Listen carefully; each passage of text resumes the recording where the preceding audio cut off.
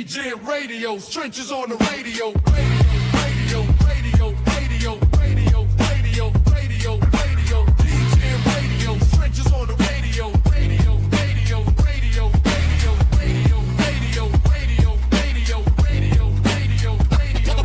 Yo, static hits like a corner store prophet, spitting truth through the speaker, no profit. 92 BPM, knocking boots on the concrete.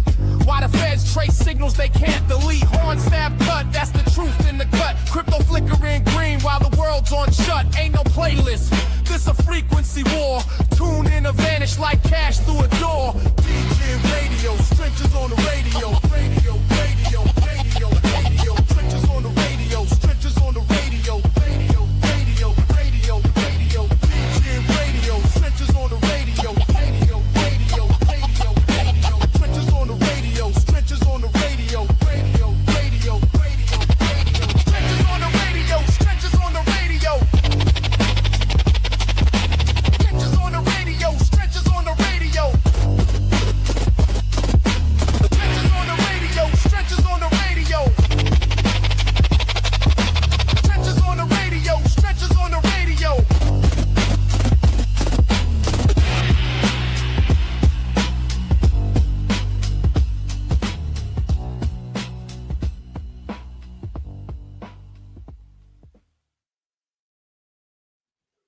Hello everyone and welcome to the Beans Bulletin Show, sponsored by DGNRadio, with a host, Franco. How you doing, Franco? How you doing, man? Exciting. Let's go. Yeah. And I'm myself, Shane Burkett, co-host, and then we've got another team member up top, JR from Legend. What's up, everyone? I'm doing good. How's everybody doing? Doing good, mate. Thank you very much. So tonight we've got an NFT-based show. We've got 4 amazing projects who have come today to showcase themselves. This is a unique way of doing shows, which hasn't really been seen before. It's been trialed and tested 2 years ago.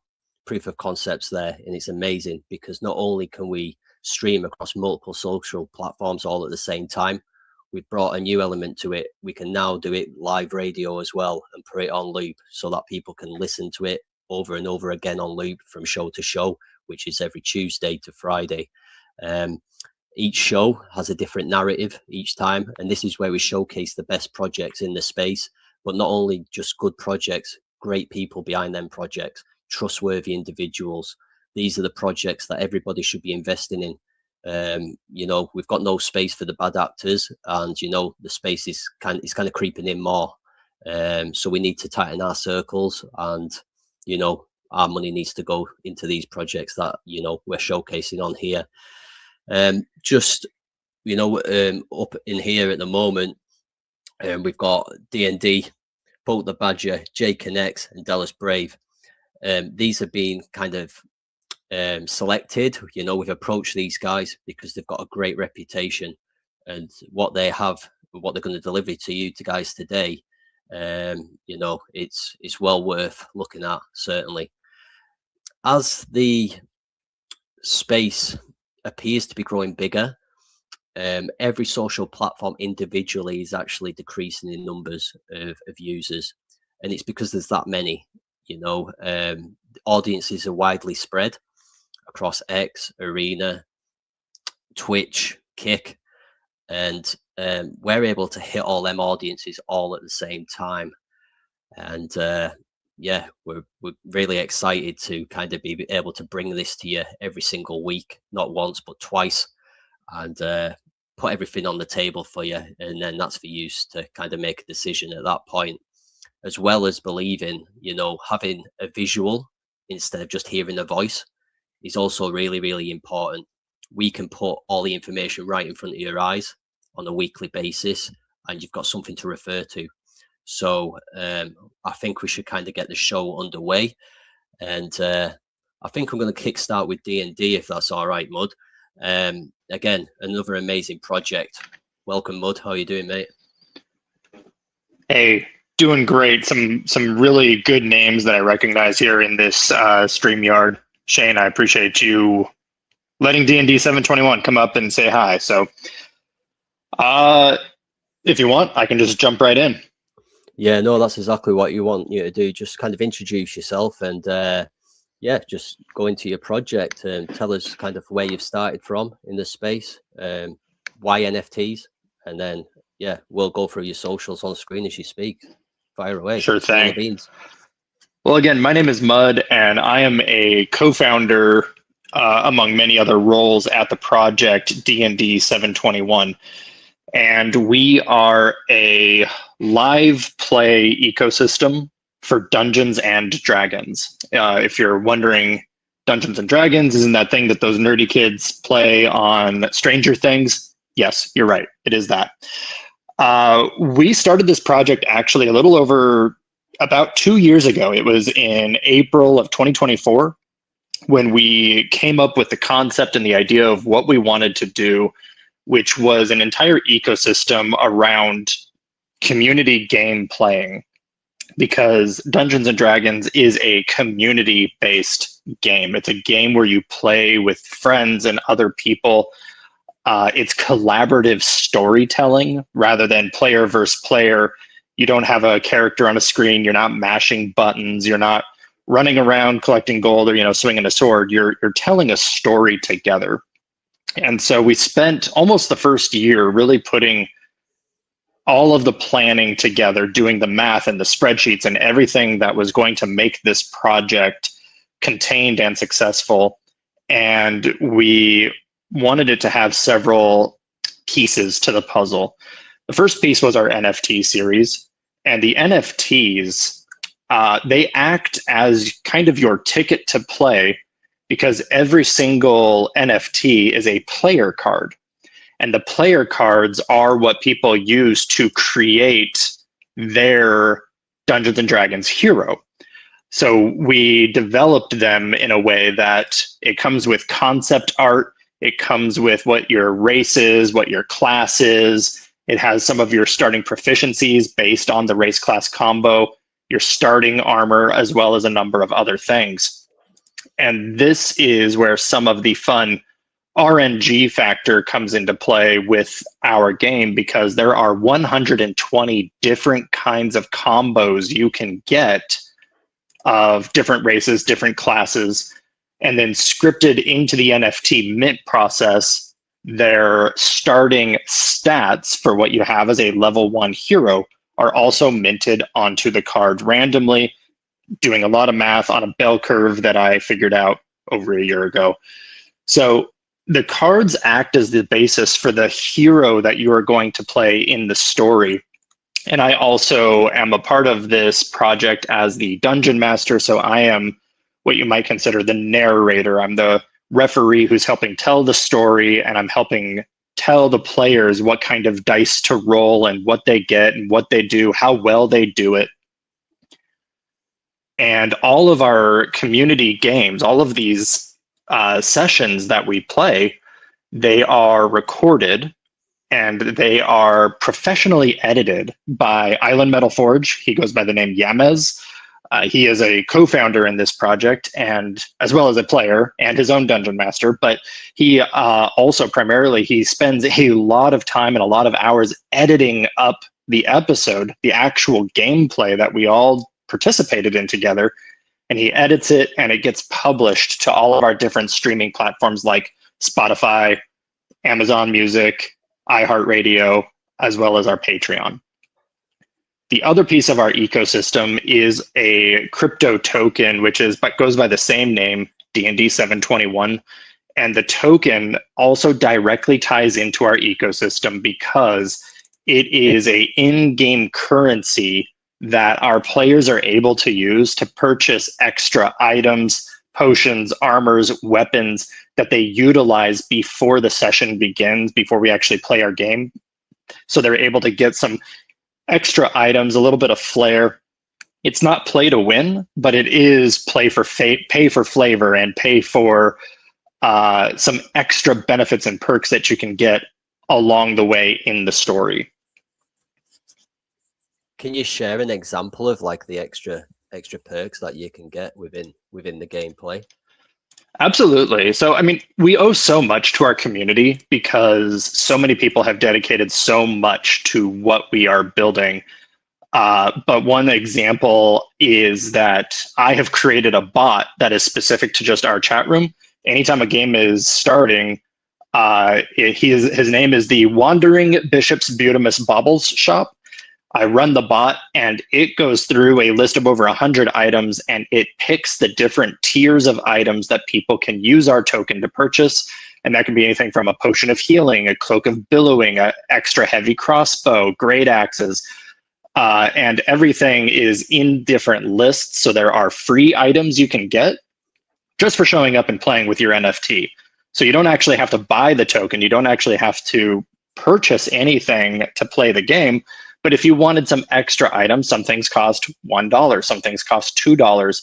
And then we have some fancier permanent items that will stay with your NFT, with your hero from game to game.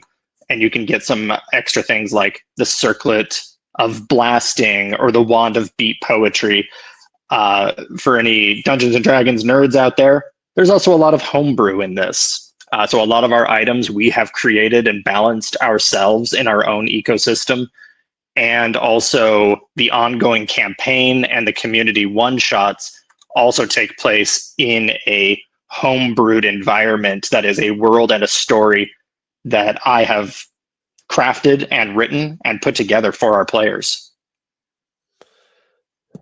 No, I think that's really clever that you've got gameplay there to benefit the token. And I know the token's only at an 8K market cap, but you kind of don't have anything to worry about because the more the game gets played, the more obviously that benefits the chart itself. And so have you only been around since December as a whole, or was that just when the token? That was when the token launched. We spent a lot of time preparing the NFT series and the token and everything else leading up to our launch. The token is on the base network. It was a fair launch. We did stealth it. We trapped the bots at the launch and then locked away their liquidity with a high tax and then opened it up freely to anybody who wanted to purchase. And just like you said, it is a low market cap and it has low volume, but that's because we have a dedicated community who have already purchased their tokens and then they use them as in-game currency. So one way to think about it is if you were investing in V-Bucks or Roblox gold coins or any kind of currency, if you play Call of Duty or any of those things where you have to get season passes or you're purchasing skins for your guns, whatever it may be, it's very much the same concept, except when you purchase the token, you're investing into the in-game currency. It earns you Ethereum as a reflection reward. And the more that you hold as the price goes up, your in-game currency goes further with items you want to buy, or if you just want to collect the passive rewards, frictionless Ethereum on the base network, just for holding. No, that makes complete sense. Just in regards to the NFT itself and the gameplay, like the game build, what's been like the biggest kind of difficulty for you as in producing what you've produced as a whole? Was it like the gameplay and kind of making it connect all together, or is it kind of, the community? Has that been a difficulty for you in regards to the NFT? Or just touch on what difficulties you've faced. Yeah, one of the biggest difficulties that you run into is just making sure that you're telling a collaborative story and the players add so much to it. But a big piece of it is making sure that you're coming up with original content that is engaging and fun. And part of how we've worked to accomplish that is that I'm a dungeon master and I write the stories. There's an ongoing campaign with members of our team that people can tune into and listen to. So there's a linear story being told in a campaign. But then there's the community games that operate as their own kind of single story in a single session or 2 sessions. And you come up with different encounters and challenges and puzzles and riddles and different things.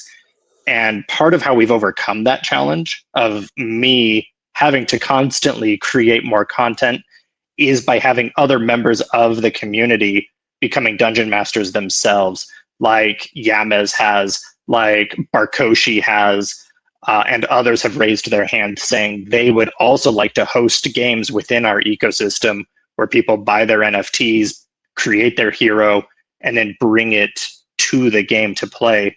So now other players and people who are coming in, if you don't like my style, that's perfectly fine. You might like Barkoshi's style more.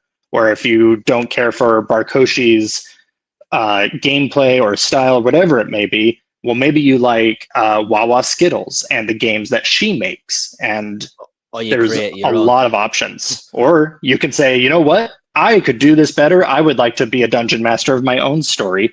And people could then join your game using our ecosystem.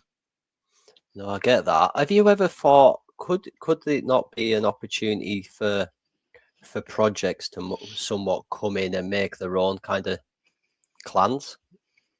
Is a way of putting it. I understand the idea that you're coming up with. The NFTs have already been created. There are 10,000 cards that have been made, and we released the first 2,500 in Wave 1. I have been talking with my co-founder Yamez about if there's potential for doing some kind of partnership with our other friends and allies and people who have worked with us, where in some way there can be characters made that in some way kind of represent their project. You have to be a little bit careful, though, with consistency and making sure that the races and classes are not getting muddled as you're expanding outside of the core game.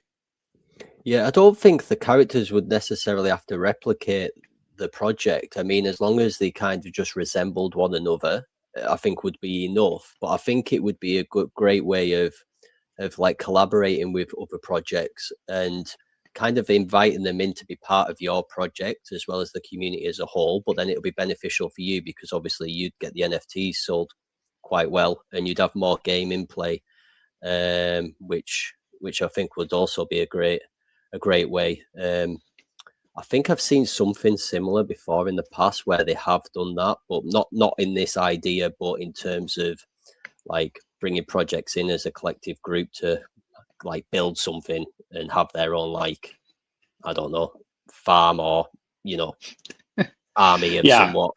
And the other piece of it that quite a lot.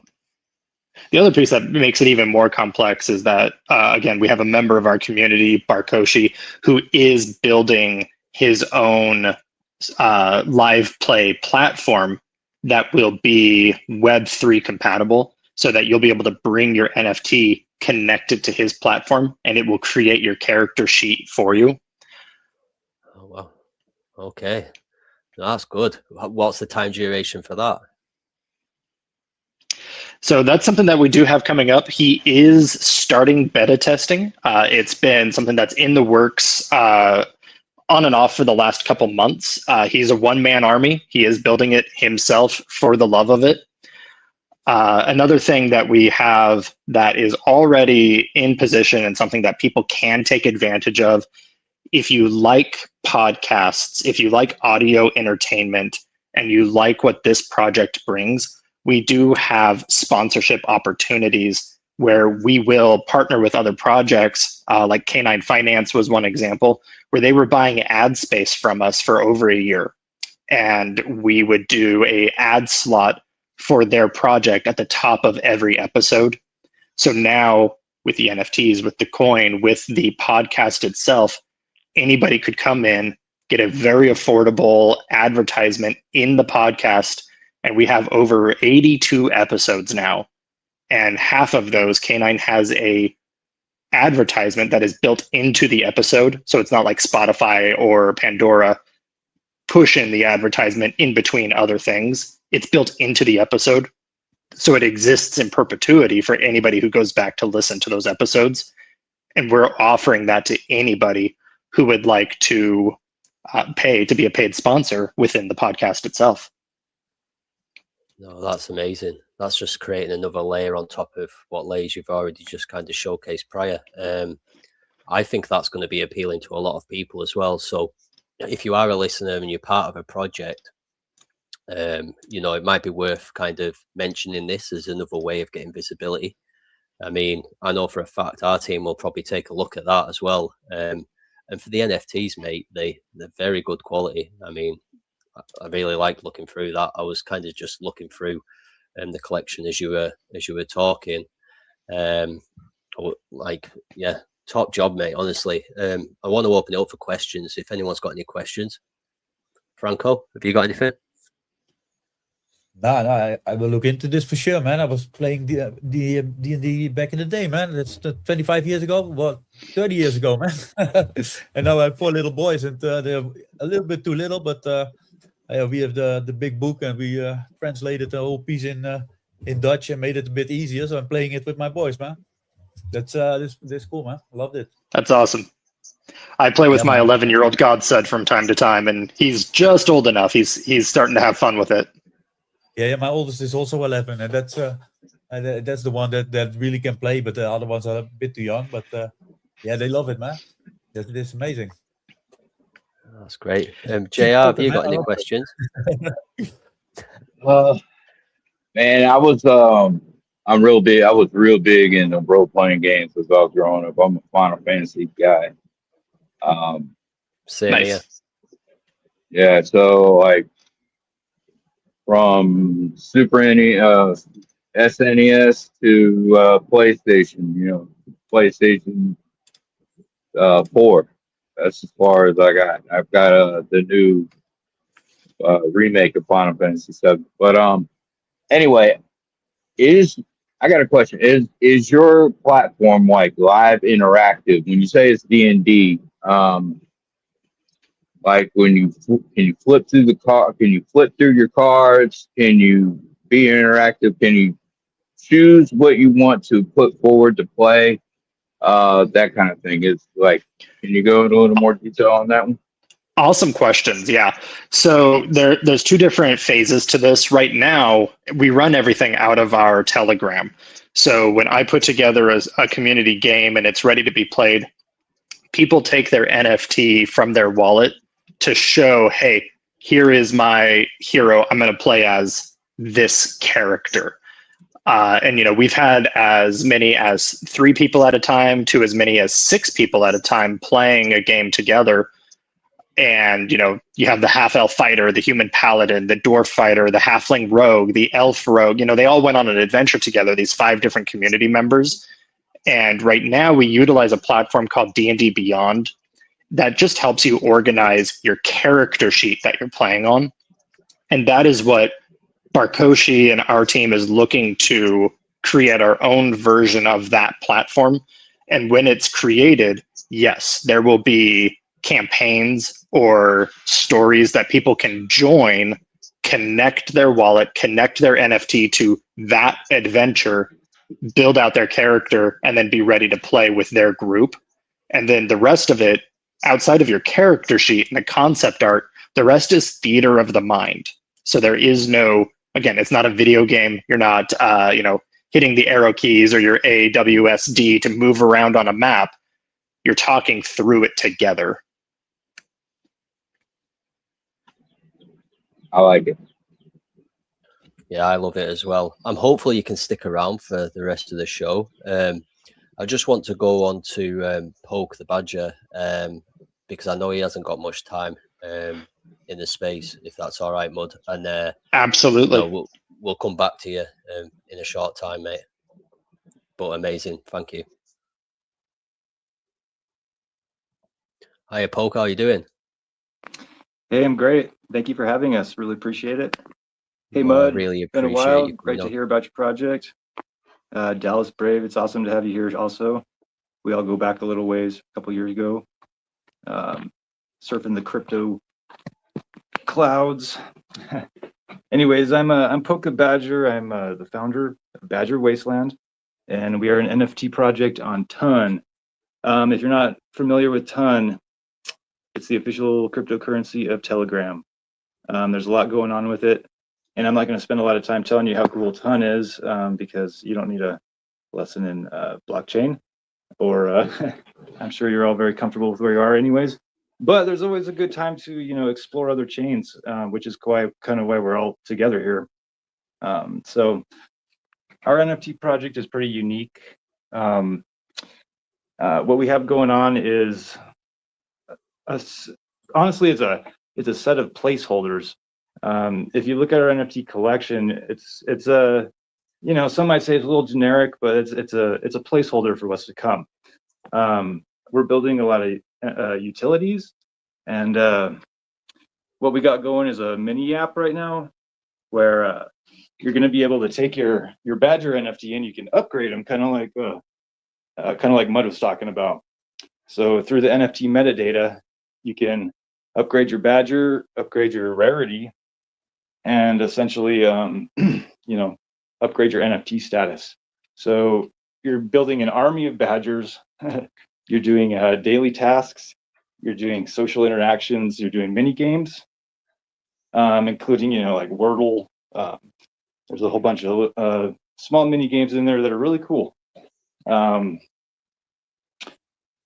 And so, beyond that, we also offer some utilities like our NFT notification bot that allows you to receive notifications in your Telegram channel or chat when your NFT moves, when it's bought, sold, when it's placed on auction.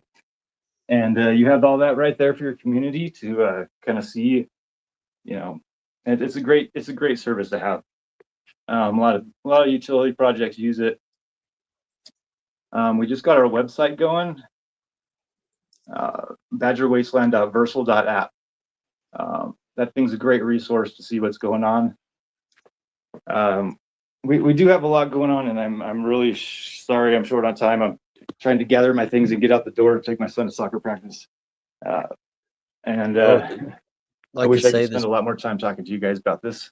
Yeah, don't feel under pressure, mate, at all, because like I say, you can come back again. It's great that we've been able to get eyes on the project.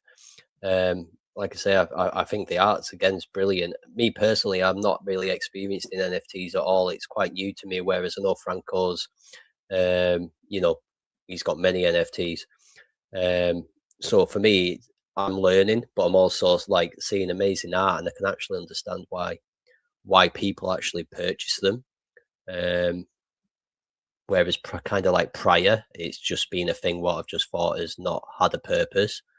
But as this all unfolds, I can actually see, the intentions behind it. And again, I think it's brilliant, and I'd love you to come back on the show when you have got more time, to kind of network as well as just showcase this, because I think it needs showcasing. I just want to say well done. And yes, thank you. One other thing I want to point out is we do have a proprietary type of metadata method where we're hosting it locally on our developer's computer, and which allows us to change these pictures and videos out anytime we want, which would tie into our game, which will be automated, so we don't have to manually push every time. You make an upgrade in the game, and bam, your NFT metadata changes right there on the fly. So just really quickly cool. before you go, and there's a lot going on, and I would love a chance to be able to talk to you guys again about it sometime in the future. Just quickly before you go, so obviously I want to say thank you to your community, because your community's been amazing, and I just want to say, just for the listeners, have they got anything in the short term to be excited about? Anything that you can share with them? Yeah, I mean, beyond our app that's coming up, we're also developing a pretty cool 3D game. That's a ways down the road, but it's been there since the beginning of the project. We've always had the intention to release something really cool, not only on PC, but that actually really works well on mobile gaming. And that's been a struggle, especially with the way Telegram keeps changing things. But we are actively working on that, and we're putting our free time in the burning both ends of the candle, trying to get that done with limited resources. But one thing we have learned in this space is how to get things done with not much. So we keep developing, we keep growing, and we're not stopping. Thank you guys so much for having us.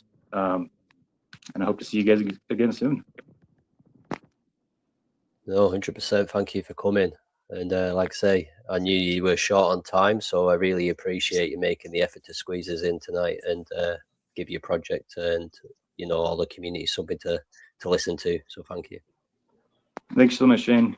I'm interested to see the other projects too, so hopefully we can all meet up again. Yeah, I just want to also quickly highlight that all projects who come on here and on every show, we like to do a snip of every project's pitch and give it back to them within 24 hours so that their community can then use that as content, highlighting the key aspects of your project as a visual as well as an audio.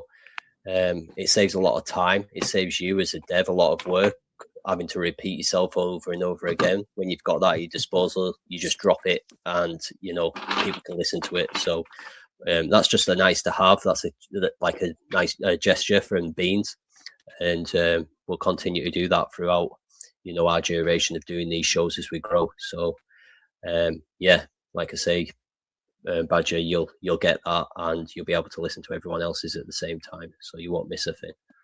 Sounds very valuable. I appreciate it. Thank you, guys. Yeah, no worries, mate. Take care. So just before we move on to Jay from QUAKEY, QUAKEY is a really exciting project. This is a one project out of everybody in here that I am familiar with during my time in the space, and it is something pretty impressive. But before I come on to that, I just want to have a conversation around NFTs as a whole. Obviously, a few years back, there was massive hype. NFTs were the go-to place, but since, you know, in recent times, that hype hasn't been there. But what's the opinion on it coming back? Is it still as desirable as what it was? What's your thoughts, Jay? What's your overall mindset on NFTs currently? Yeah, we've been having several conversations about this on crypto Twitter. Hello, everyone.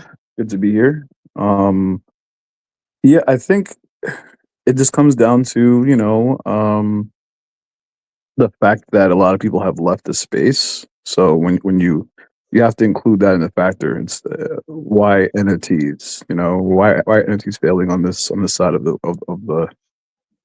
ecosystem when it comes to Web3, and it has a lot to do with the fact that we lost a lot of people year after year. Year after year, historically, we're losing people, and a lot of bad characters out there. Some for other reasons they might have left the space, but ultimately, at the same time, we're also not, and I mean everyone, not just myself, we're not actively onboarding people. We're waiting for things to happen on their own. Now we not saying that no one's not building anything. People are definitely building. They're definitely focusing on building a brand, building a community within the crypto Twitter space and on the blockchain, and that's all good and dandy. But if you're not finding ways to bring new people in to counteract the people that are leaving, ultimately it's going to affect your own brand. It's going to affect the Web3 space as a whole, not just NFTs, but just in general. You know, so that's one thing I want to talk about. It's my time to talk about QUAKEY, because that's what we're actually working on. With my podcast, that's what I've been focusing on since 2024. Focusing on ways to very subtly, interview brands, and all brands, not just Web3 communities, but all brands and all Web3 communities under one platform. By doing that, anyone that does tune into that podcast, they'll just see people. They won't know the difference, which one's Web3 and which one's not, right? And then the people that are not Web3 will hear us talking about blockchain and how it has some type of use case, and maybe that will stir up the idea for them to get involved and ask questions and learn about it. So that's what I'm doing with the podcast, and there's a lot more with the QUAKEY side of things. But just to answer your question, long story short, the reason why NFTs is failing is because we're losing people and no one's bringing them back in. And why would anyone come here if there's already a bad stigma about people losing money with scams? So that's how I feel about it. No, that's 100% correct. And I just want to say that I think it's actually brilliant the way that you're doing that you don't divide the Web 2 and the Web 3. You basically account everyone as equal, and it's through education that then Web 2s will learn from the Web 3s, but they're all under the same umbrella. I think that's actually genius, because I think a lot of people would probably separate the two, because they would try and target conversations to each different audience, whereas you just let it come natural through conversation as a whole, which I think that's the best. I think that's brilliant, and you're 100% right. The space is it is losing people, and people are losing confidence and trust. And I personally, I think Pump Fun's to blame for the majority of it. Don't get me wrong, but it was happening before Pump Fun. And the way that we as people and the community need to make note of this as well is that everybody needs to tighten their own circle and stay within trusted groups and listen and kind of advise as well. So that way, community members, you should be only navigating in the circles where your trusted projects navigating into. Otherwise, you could possibly get burnt. And also great with your podcast is that you're finding a way to bring people in. We're trying to do it slightly different in terms of the shows. So the way that we're trying to target it at Beans is that we're able to set something like this up with a show, and we'll go and talk to influencers on different social platforms. So for instance, TikTok, and we'll find a group of people who are all interested in agriculture or makeup, nothing to do with crypto whatsoever, but we provide a platform for them to all come on and have a conversation with one another, which is beneficial for them because they'll increase their own follow count through conversation and interest. And what we can do is then educate them about crypto, and because we provide that platform, they're possibly open to helping us get word out to their communities, their followers at the same time. And again, I think it's always about helping one another in the space. I don't believe any individual or any project can do it all and know it all. I think many collaborations, strength in numbers is key. And that's what I'm trying to push on this show at every opportunity, for connections to kind of link up off the back end. Beans doesn't have to be included in it. Like, just make connections, listen to what people have got to say, and support. You don't have to receive something for doing somebody a favor and directing them into the right directions. You can do that and not expect anything in return. And by doing that gesture, you're highlighting yourself as a good person from a good project that their community can then say, you know what, they're good people, they're from a good project, I'm going to go and support that project as well. So that's my belief. Welcome, Zach. How are you, mate? I think Zach's cut out, maybe. Mud, are you there, mate? Yes, sir. Just one I'm second. sorry, fellas. I am so sorry. Gentlemen and ladies there, I am here running and gunning. I apologize so much for being late and not prepared. But hey, y'all, good evening, good morning, good afternoon to wherever y'all are. No, I appreciate you taking the time to come, Zach. Thank y'all for inviting me. Thank you so much for letting me get up here and talk amongst you. Got some legends in here. And just shout out to Mr. Hunsinger. Thank you very much, my friend. That is a good friend that I've made here recently over the past probably 2 months. So that's why I'm here tonight. That's right. That's right. Welcome in, Zach. I appreciate you showing up, buddy. I am Hunsinger, aka the JR. I'm So saying, what? if anybody wondering, I usually, but ask me. But yeah, man, I'm glad you came on. Thank you for coming on, dude. JR, your voice, the cadence, the twang, it's just different. I didn't even know that was you talking, brother. Oh yeah, man. Where do you think I'm from? I'm down south. You think I'm further south than you are? Yeah, no, I'm saying I didn't match that was you talking. I don't know how I missed it. But anyway, what's up, brother? What's up, brother? What's up, everybody? Yeah. So, what's up, man? How you doing, man? You having a great day? You have a good day? I'm good, y'all. I was getting together like the little audio commercial that I had made for us, JR, and just getting together some of this bearded ape stuff so I could actually join in the conversation, be of value to y'all, chat about y'all stuff, my stuff. But I've been okay, man. I've been okay. I've been good. I'm getting better these past few days. I started a new schedule. How are you? What's up with Beans and Baloney? What's up with DGNRadio? I love it. Thank you so much for the invite. Yeah, I mean, this is what we're doing. We've been building DGNRadio for, oh man, I can't even tell you how long we've been doing this.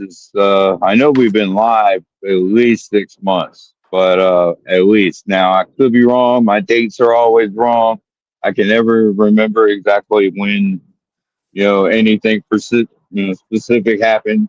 I just remember a roundabout time. So, yeah, I just kind of go with the flow. I mean, that's what we've been doing is just building the radio, getting going. You know, building Beans and Bologna Productions, building a legend. Just getting it up there. Building a legend. Yep. But I, this is about you. This is about you. This isn't about me. So let's talk about you. What have you got going on? I want to hear the sauce. the sauce. Well, there is The sauce. something that Matt, the developer of the Bearded Ape Society, dropped on us 2 days ago, and then something he dropped on us yesterday. So, real quick, for those of you that I haven't got to meet yet, I look forward to it. I see a couple of names that I'm familiar with. My name is Zach. I've been around the meme and NFT scene for coming up on about a year in, what would that be, November. I fell into the NFT and meme scene because I wanted to make a living in Web3, in crypto. I know that may sound wild and grandiose thinking, and it is. But I thought of what's the easiest, where can I break into this? From being in crypto for close to like 5-6 years, and then investments in traditional terms, and then a lot with solar stocks and things, just precious metal stacking. So I've always been obsessed with just the essence of being an entrepreneur. First job was a man in a mower. That was the name of the damn lawn company.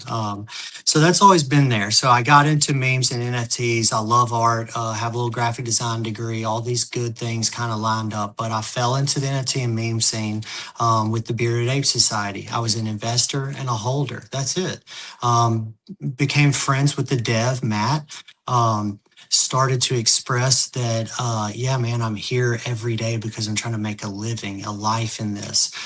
He worked with me. He watched what I was doing with marketing, with networking, with just building, a small business. That's the way I looked at it. The NFTs were like a little introduction into your portion or your holding of the company, which is the token, the brand that I viewed. So basically, y'all, I just threw myself into the meme and NFT scene. I got scammed May 29th of everything. So that completely almost killed all types of paths and avenues I was trying to take. I stayed with it. I stuck with it. I turned in overdrive. I started drawing people's NFTs, sending them to them if they're in the United States for free. I started to just really look at what in the hell is rating? What in the world is shilling? What is this moderating a chat? All of these things that we all know good and well, being involved in the industry, in the space, what they are, but I just threw myself into it. I was able to use skills and things that I've, honed in and not mastered or perfected, but just worked on a lot of skills, people, skills. I wouldn't say mathematics, even though that's very vital, but just in terms of geopolitical happenings, what's going on with this market and how's it affect, just looking, I believe, at the writing on the walls and reading in between those lines. And now becoming less afraid to say, hey, y'all, I see this and think this. And so I believe this is a good avenue or a good investment, or, hey, just watch me because I think this is good. And if it fails, then you're of no risk. But if it pops off, you've missed out some. But I've watched so many things, JR, come true through these conspiracy theories over the years with crypto, precious metals, just everything, that now I don't care. I express my opinion in a polite and humble way. But the Bearded Ape Society was the only project that I felt I connected with huge. Beards, I don't have one now because I shaved it off because I'm going through a beard growing phase with my community, with my investors, using our products. So I became heavily involved with the Bearded Ape Society, JR. I never looked back. He actually started to give me power in terms of, hey, Zach, what do you think the mint price should be? Hey, Zach, what do you think a mechanic should be? Hey, here's free reign, brother. Let's brainstorm. Let's build this brand. Let's do this and stick around. And that came out of me and Matt, the dev, becoming actual friends. I'm texting this dude constantly. We're on video phone calls.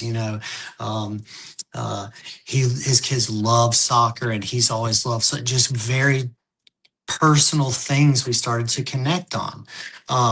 So he gave me a lot of power, and yes, he started to pay me with NFTs or with our token. Because he saw the value of actually taking a chance and putting some belief in someone. After, I'd say, about 3 months, we knew each other like on and off every other day. So anyway, I created an LLC that is Web3 Truth.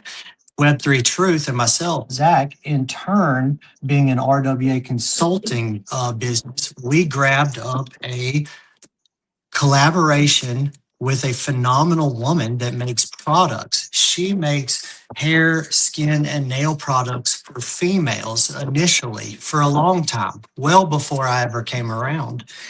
And we met in a space on X. We hit it off, and she started to consider my idea for an RWA. I expressed to her, obviously, my business plan and blah, blah, blah, but she saw an opportunity. She saw potential before greatness. She said, Zach, all right, so we're looking at a project on the XRPL, on the XRP ledger, that has, at this point, 2 hand-drawn NFT collections that reward in native token and reward in XRP, airdropped. Yes, okay, that's amazing. Now, on top of that, you're wanting to collab with me because the project needs a new revenue stream, because you are looking for long-term. This is the future. This is your business. Okay, awesome. So if we make products, beard balms, beard oils, soaps, hell, maybe a deodorant. I don't know. You know us bearded apes, we stink sometimes. Maybe a toothpaste, Zach, you want a new revenue stream, and I hold the keys to part of that in my product line of hair, skin, and nails. So a beard balm and oil, let's do it, Zach. So I was the first male that she took on, the first actual business partner, mind you, that she took on or that she has so far. We launched October 31st, and JR, you tell me to shut up at any point, my friend. we launched October 31st of last year.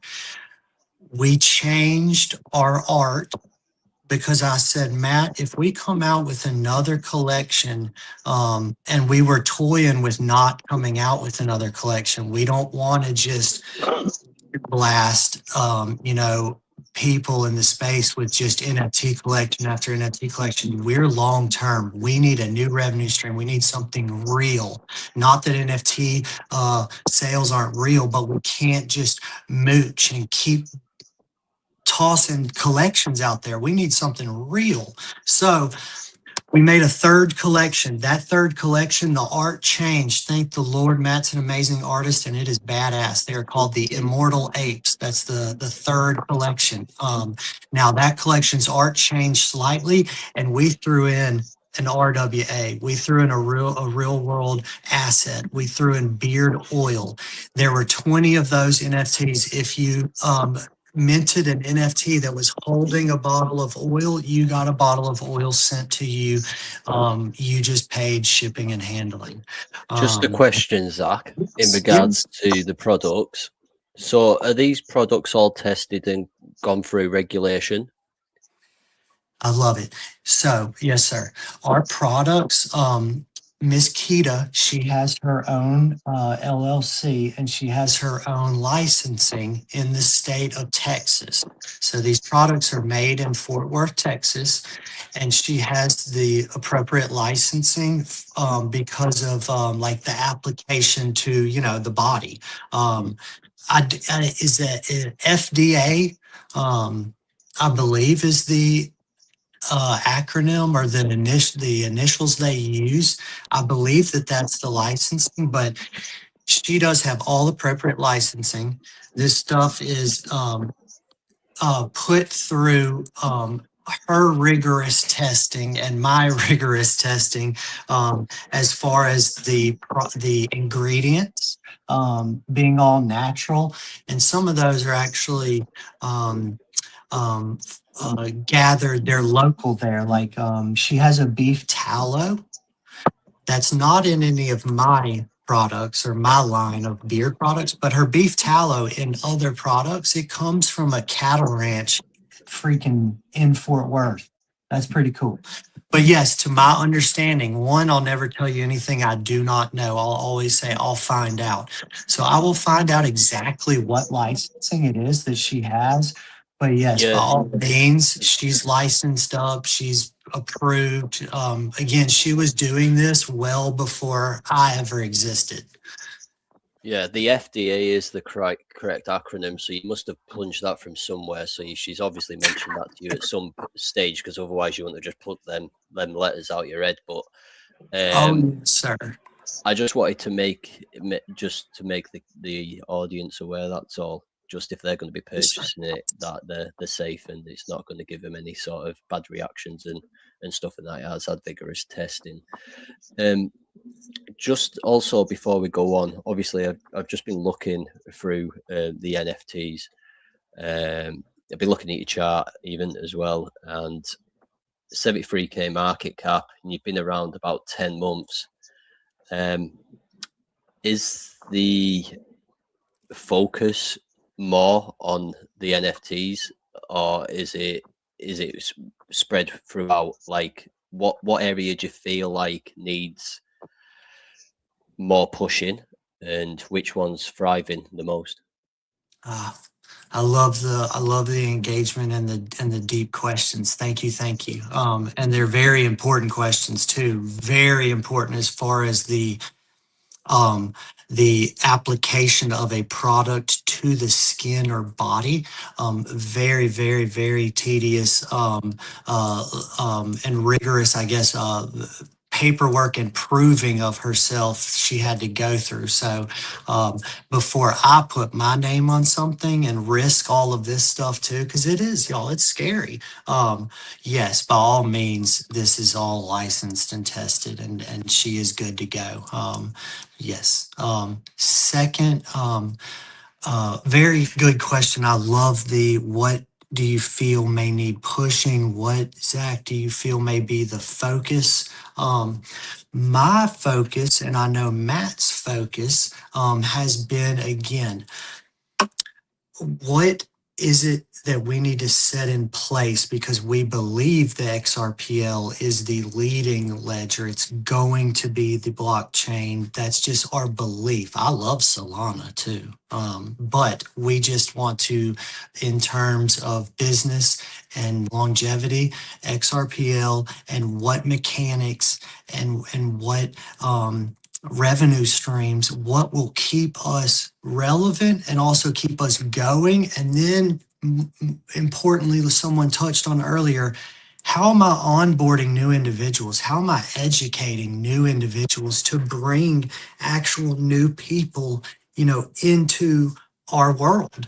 Because I am so passionate about all of this, because I fear for your wallet, his wallet, her wallet, my dad's wallet, my sister's wallet, Jeffrey's wallet that's over at the lawn and garden store. Like, I legitimately am like, yo, general public, all of us, my friends, my family, let's get educated together, because this stuff is real. It's not the future anymore. It's now. And so getting back to your question, I feel like the 3 collections sold out, and they all sold out the same way. A lot of action in the beginning.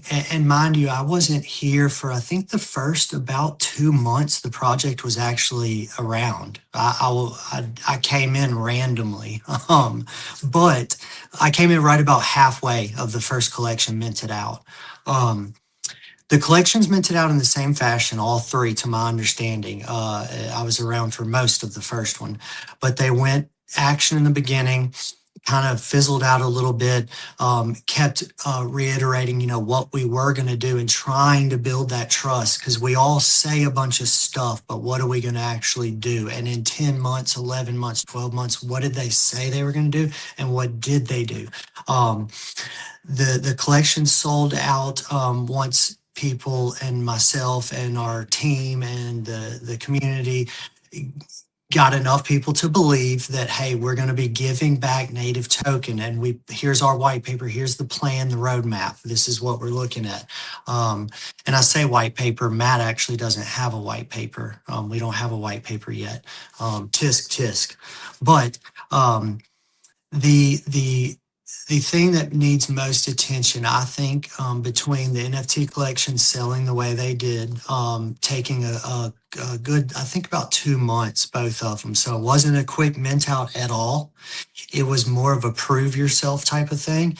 And I think that once we started posting wallet screenshots, people started to actually see, and actually invest with us and stay with us. Because I know we're a meme coin, but we've tried to create so much utility and other portions of our project to where we're not a meme coin. We're in the meme scene. But my goodness, between applications of people giving haircuts live from Las Vegas at the Red Rock Casino, and promoting the Bearded Apes because he's a huge holder and he's the director of barbers there, using our own products in his business on live stream, and those products being purchasable with native token or fiat or XRP. Just I get so excited, but I think what needs most attention is literally our visibility. I still think we're the most undervalued project on the XRPL. I'm very humble, but passionate and confident. But I do believe, from being here for almost a year, our rewards have been the heaviest. And what just happened, Matt implemented staking through the Flare network.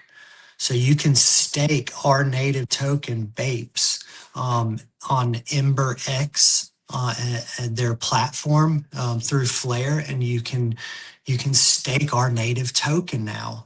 And then we re-implemented Bearded Ape Society re-implemented a reward system for the first collection. We are giving back the native token Bapes for holding the OG collection. So I think that visibility is what is suffering the most. I've jumped on TikTok. I've got my TikTok shop. Miss Keita works very closely, obviously, with the Bearded Apes, and she has it on her website. Obviously, she has it on Spotify. She just was at an in real life event in Dallas last weekend. I myself and her and our DAO, TrueFi, will all be in XRP Las Vegas. We all were in Fort Lauderdale at the XRPL Staple Crew convention. So we're everywhere. We're all out and about. Real life, connection and onboarding is vital and huge. I've got QR codes on everything, even my swag that I wear to these events. I want to educate people first and foremost. Bapes, XRP, all that can come later. I want to be able to just onboard people to get a wallet, to understand how they can purchase a crypto of their choosing. Just But on yeah, I that, think we suffer visibility. yeah, so just on that, obviously it'll be great because I actually have a show planned for the back end of April where it's solely focused on XRPL and the chain as a whole. So projects from that chain will come over. So it'd be great if you could be part of that, because I understand a lot of people aren't aware about that chain or how to navigate it. So it'd be nice to put it in like basic terms for listeners. I do want to kind of like move on. Yes. But just to kind of like sum it up is that I think you're similar to us in terms of that we've got multiple utilities that are bringing in, multiple revenue streams, what are bringing in and all connecting up with a token. And obviously you've got the NFTs as well. And I think that's brilliant.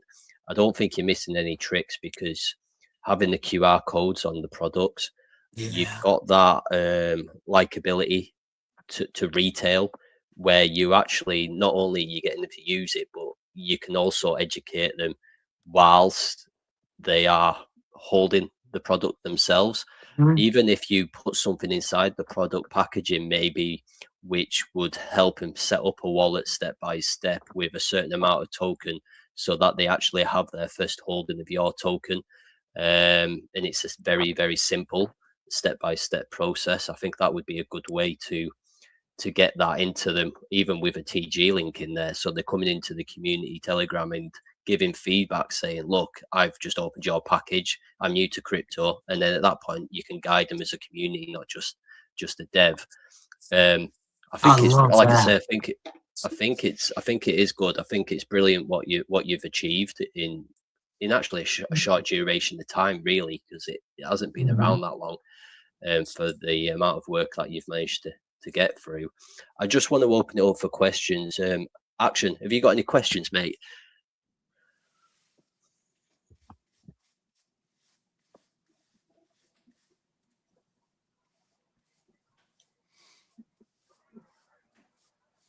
No, you're gonna have to take a lap, Action. I can't hear you.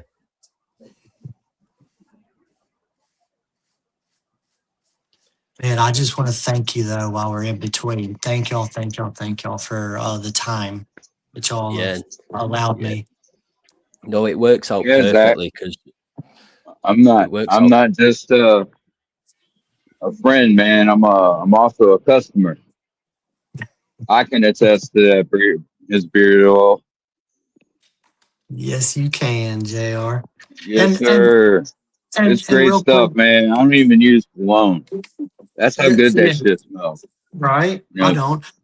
Real quick too, and I promise I'll be quiet. I use a lot of my big time investors and people that agree to it in my marketing stuff. We're dealing with beards. I see Mr. Franco's got an awesome beard. Yep. So I literally pay guys that want to be beard models. I have a commission-based system that I just released. That if you outside of TikTok get barbershops or private barbers to purchase, you get a commission. I've got it all mapped out. It's pretty sweet. I'm trying to create an entire ecosystem around this. So I'm trying to provide, a project that says, wow, that project provides potential commissions, employment-based commissions. That project passively pays you, rewards you for holding. That project has applications of its own product. So I'm trying to get a barber in every state. We're in Germany, Australia, Philippines, Canada. So yeah, y'all DM me, tap in. I'm just a normal dude that took a chance and tried to follow my passion. No, I appreciate that, Zach. And like I say, I really want to get you back on. Please, thank you.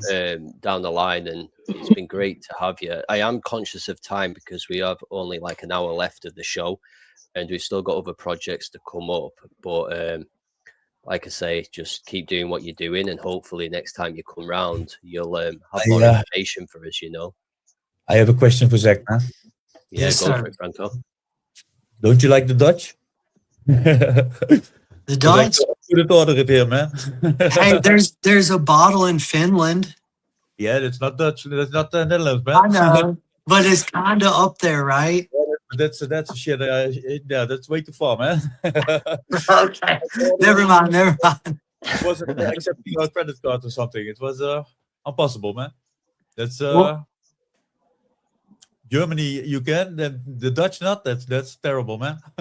No, there's one. Yeah, in Germany, Mr. Helm Jansen. But then, okay, Franco, I need to DM you and get a bottle up there. Cool. I know a lot of barbers, so who knows, man. Oh yeah, I definitely work stuff out. Like with JR, I absolutely am still in the grassroots phase of building and finding individuals that say, hey, Zach, that's a pretty good thing you got going on. Let's see, is there any way I could fit in? Because I can bring this and this to the table. I am so open right now, and I'm in talks with a few people, but I do know what I hold. And so it is a privilege, I think, to jump in on with certain projects and things that are happening. And I have to say it because I never do this. This is good. This is a really good thing that I've built along with everyone else that's done it with me, Matt, and the community. So I'm going to shut up. Thank you. Appreciate that. Is my mic working now? Oh, here we go. I mean, yeah, your mic's working actually. Fucked now. You got anything to add, brother?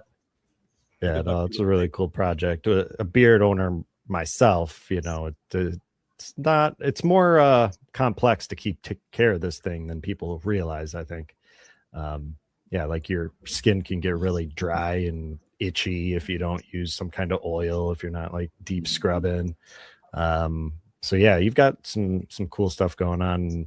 Your branding is on point, to be honest. Like I agree that even if you're not into like NFTs or you don't even know what Bored Ape Yacht Club is or whatever, you could definitely identify with that brand. So you got some really cool stuff. So you have the oil and what was the other one? Like a balm?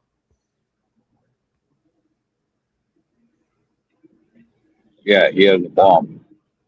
Oh, he might be frozen. Okay. Yeah, no, that's really cool. I have a great idea, man. Kick everybody without a beard. Yeah. Oh, Shane, you're fucked also. There we go. We got enough testosterone on here now. Yeah, no. I'm starting to feel like the only person who's clean shaven on here. Hey, no, you're not. I'm clean shaven. I've got to be for work. But, you got to start somewhere. Yeah, I can grow a pretty wicked beard if I wanted to. I just need a couple of days off. Oh yeah, at work doesn't let you have a beard? Nah, my face will catch on fire otherwise. Yeah. But I actually do like that project, and I do hope he does come back. But I just want to swiftly move on, conscious of time. That's all. We have a question in the chat. Are the ingredients organic or lab tested? they're organic. Hey guys, I'm gonna go ahead. I'm gonna step down as well. I've got to take care of some kids and get them ready for bed. But I appreciate you having this show. Appreciate Jay. I appreciate Zach. I appreciate you guys coming on and really putting it on for me. I really, really appreciate you, and I will catch everybody really, really soon. Peace, everybody. Thanks See a you, lot, JR. JR. Good to see you, man. You too. So next up, guys, this is a project I'm really excited for everyone to listen to. It's been around a long time. It's got some very, very great people involved in this project. And next up's QUAKEY with Jay. How you doing, Jay? I'm doing good, man. I'm definitely happy to be here for sure. Thanks for the invite. A lot of amazing projects I've heard so far. And I see the communities popping in. Shout out to Beta TV. That's awesome. Yeah, so QUAKEY's been around for quite some time. Community formed together in, I would say, the summer of 2024. I mentioned earlier that I had my podcast and I was doing my I'm a brand ambassador for the Pigeons of New York and NSC Energy Drinks, if you guys are familiar with those projects. Way before I decided to be a part of the QUAKEY collective. You know, it's I've known a few of the core members for quite some time. Shout out to Stu Kwan, shout out to Apollo. These are people I've met in on crypto Twitter. Individually, everyone's been doing their own thing, and we all just came together. You know, I've in real life, outside of crypto Twitter, I'm into sales. You know, have been building up a lot of communities for quite some time, and coming into the space just seems like second nature to me. But one thing I've been saying, I've noticed quite some time about the space is that a lot of people are leaving the space, which is why I decided to do my podcast, to try and build communities that can really come together. I'm sorry, give me one second.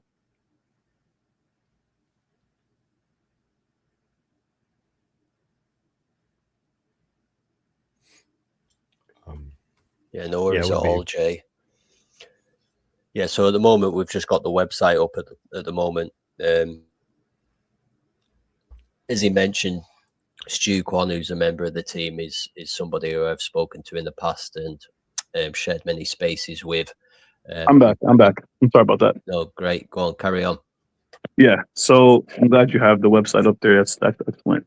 So to piggyback what I was saying before is that I decided to make an NFT project only after a good friend of mine, Stu Kwan, actually made a mobile game.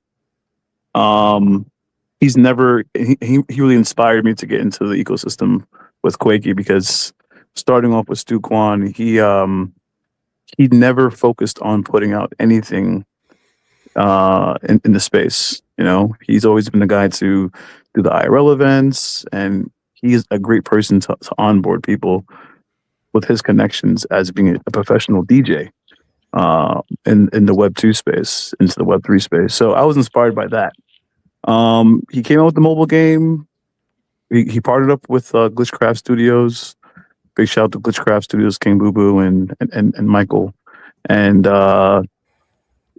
that really inspired the NFT side of things for me. You know, I've been in space for a long time, so I have some experience when it comes to that stuff. And coming out with a project called QUAKEY on the Rise, very small project, 100 NFTs on the Solana blockchain. These are all ducks. It's the name QUAKEY, kind of sounds like quacky. And they're all one of ones. But I decided to use the podcast as the utility for the project. So at the time when we dropped the project in March of 2025, it was simply that if you owned, let's say, about 5 of the NFTs, or 6 of the NFTs, you got interviewed by me, right? And how and why was that important? Because when I interviewed people for my podcast, I would simply market them for a week or two beforehand. So a lot of people in 2024, a lot of projects wanted me to interview them because I would market them as a brand ambassador or in different spaces. I would talk about their projects in different spaces way before I would actually do the interview, which is what, drove people to want to have me interview them. So I just use that for utility for Quakey on the Rise. And I mentioned before that Stu Kwan is a professional DJ, and he does about 500 events a year. He has his own team. He teaches people how to DJ, so that became an added utility for Quakey on the Rise NFT collection. And we sold that collection out less than 3 hours. Um, it was a joint effort with the community because a lot of people like the art. What came from that is other projects. I will say before that project, a gentleman by the name of Apollo did put out the website. He did put out his own collection called Quakey Coin NFT. And Apollo has a great mind, right? I have to mention all these different names and all these different people because we are the collective. It's like literally look at it as if every person that's being interviewed right now on this YouTube, on this X platform, imagine if all of us, all the different brands that have been interviewed, we all just came together and we helped each other out. Like there's not one founder that represents all the brands, and that's pretty much what the Quakey Collective is. There's not one particular person that is in charge of all of us. We all independently work separately, but we work together. And I think with the idea of the collective, it really changed the narrative and why we've been able to last so long and grow over time, because we can count on each other. Yeah, I was just going to highlight that because obviously I was just saying while you went off that I was familiar with Stu Kwan.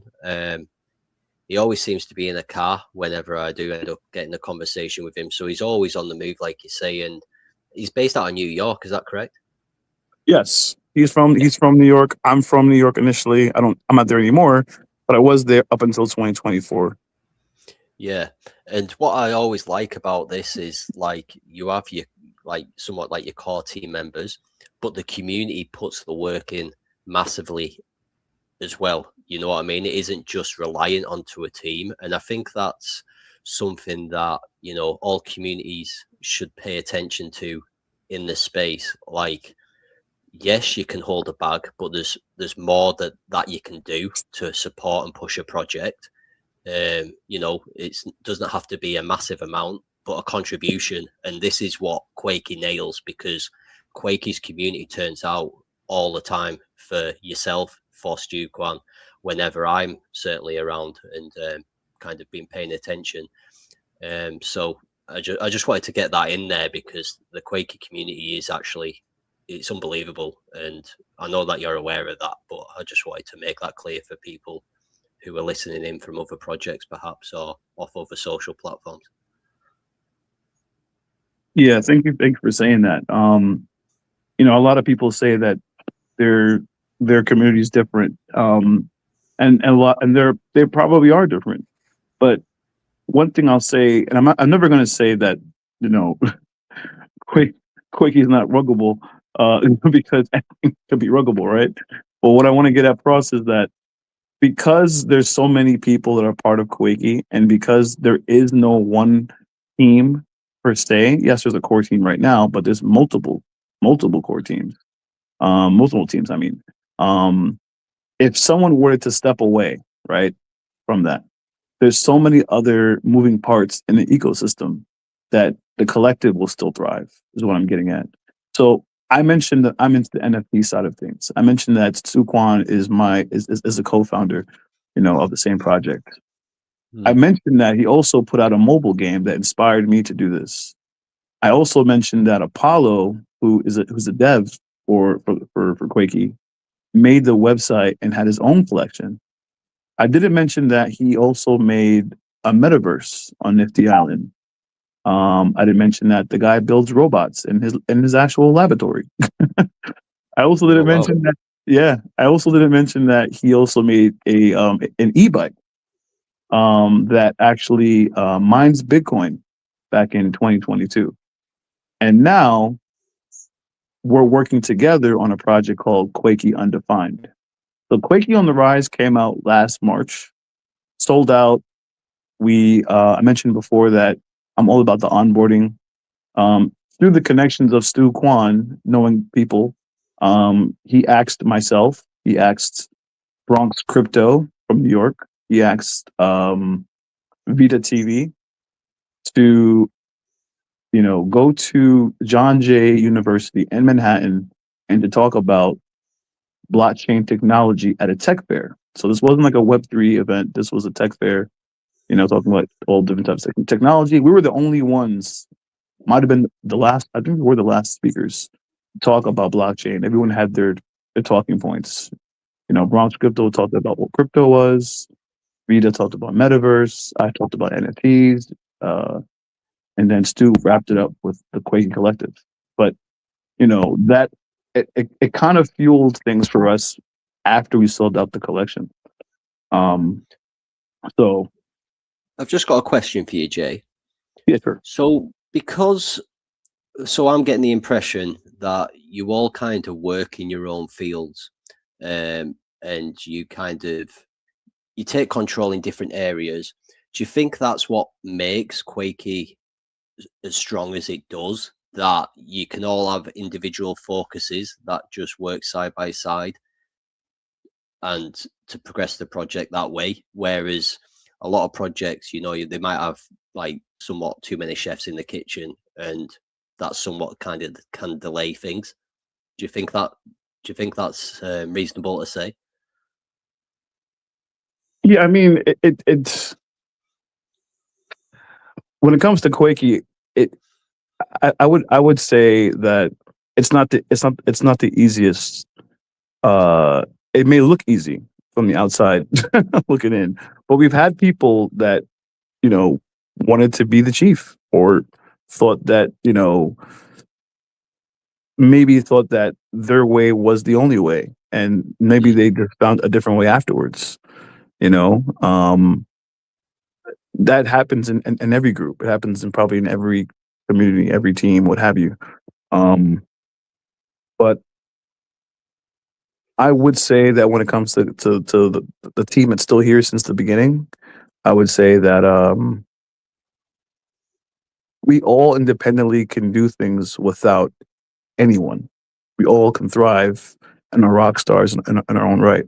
And then also on top of the fact, to be in a community like this where there are no paid brand ambassadors and everyone is volunteering to work together, you have to be a certain type of person to be a part of something like that.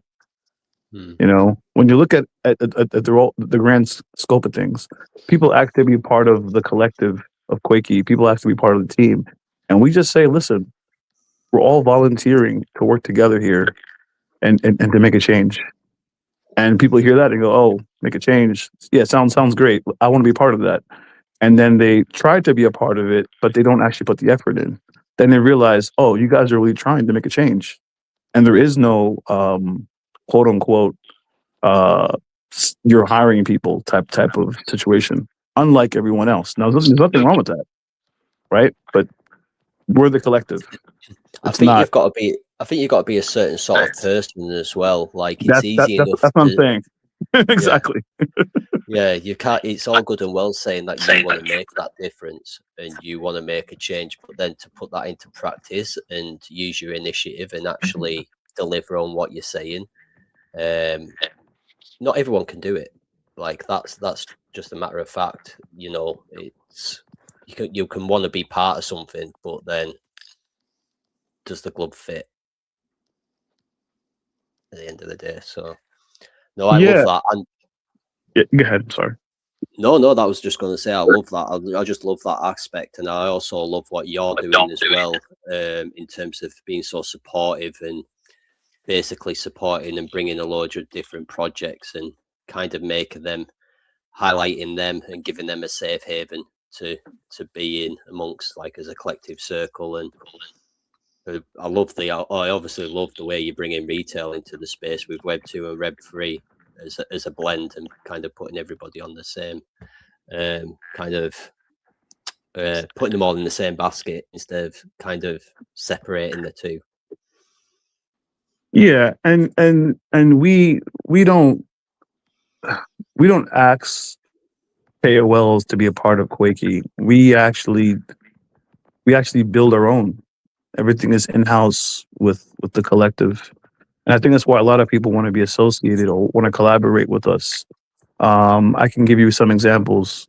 I won't name any names, but there are people that have come around since like the beginning of 2025, even 2024, but more so 2025, that never spoke before, never were speakers on a space. They're listeners, and there were like reply guys, reply girls, who were engaging on crypto Twitter and opened up to us because of how we're talking, how we carry ourselves.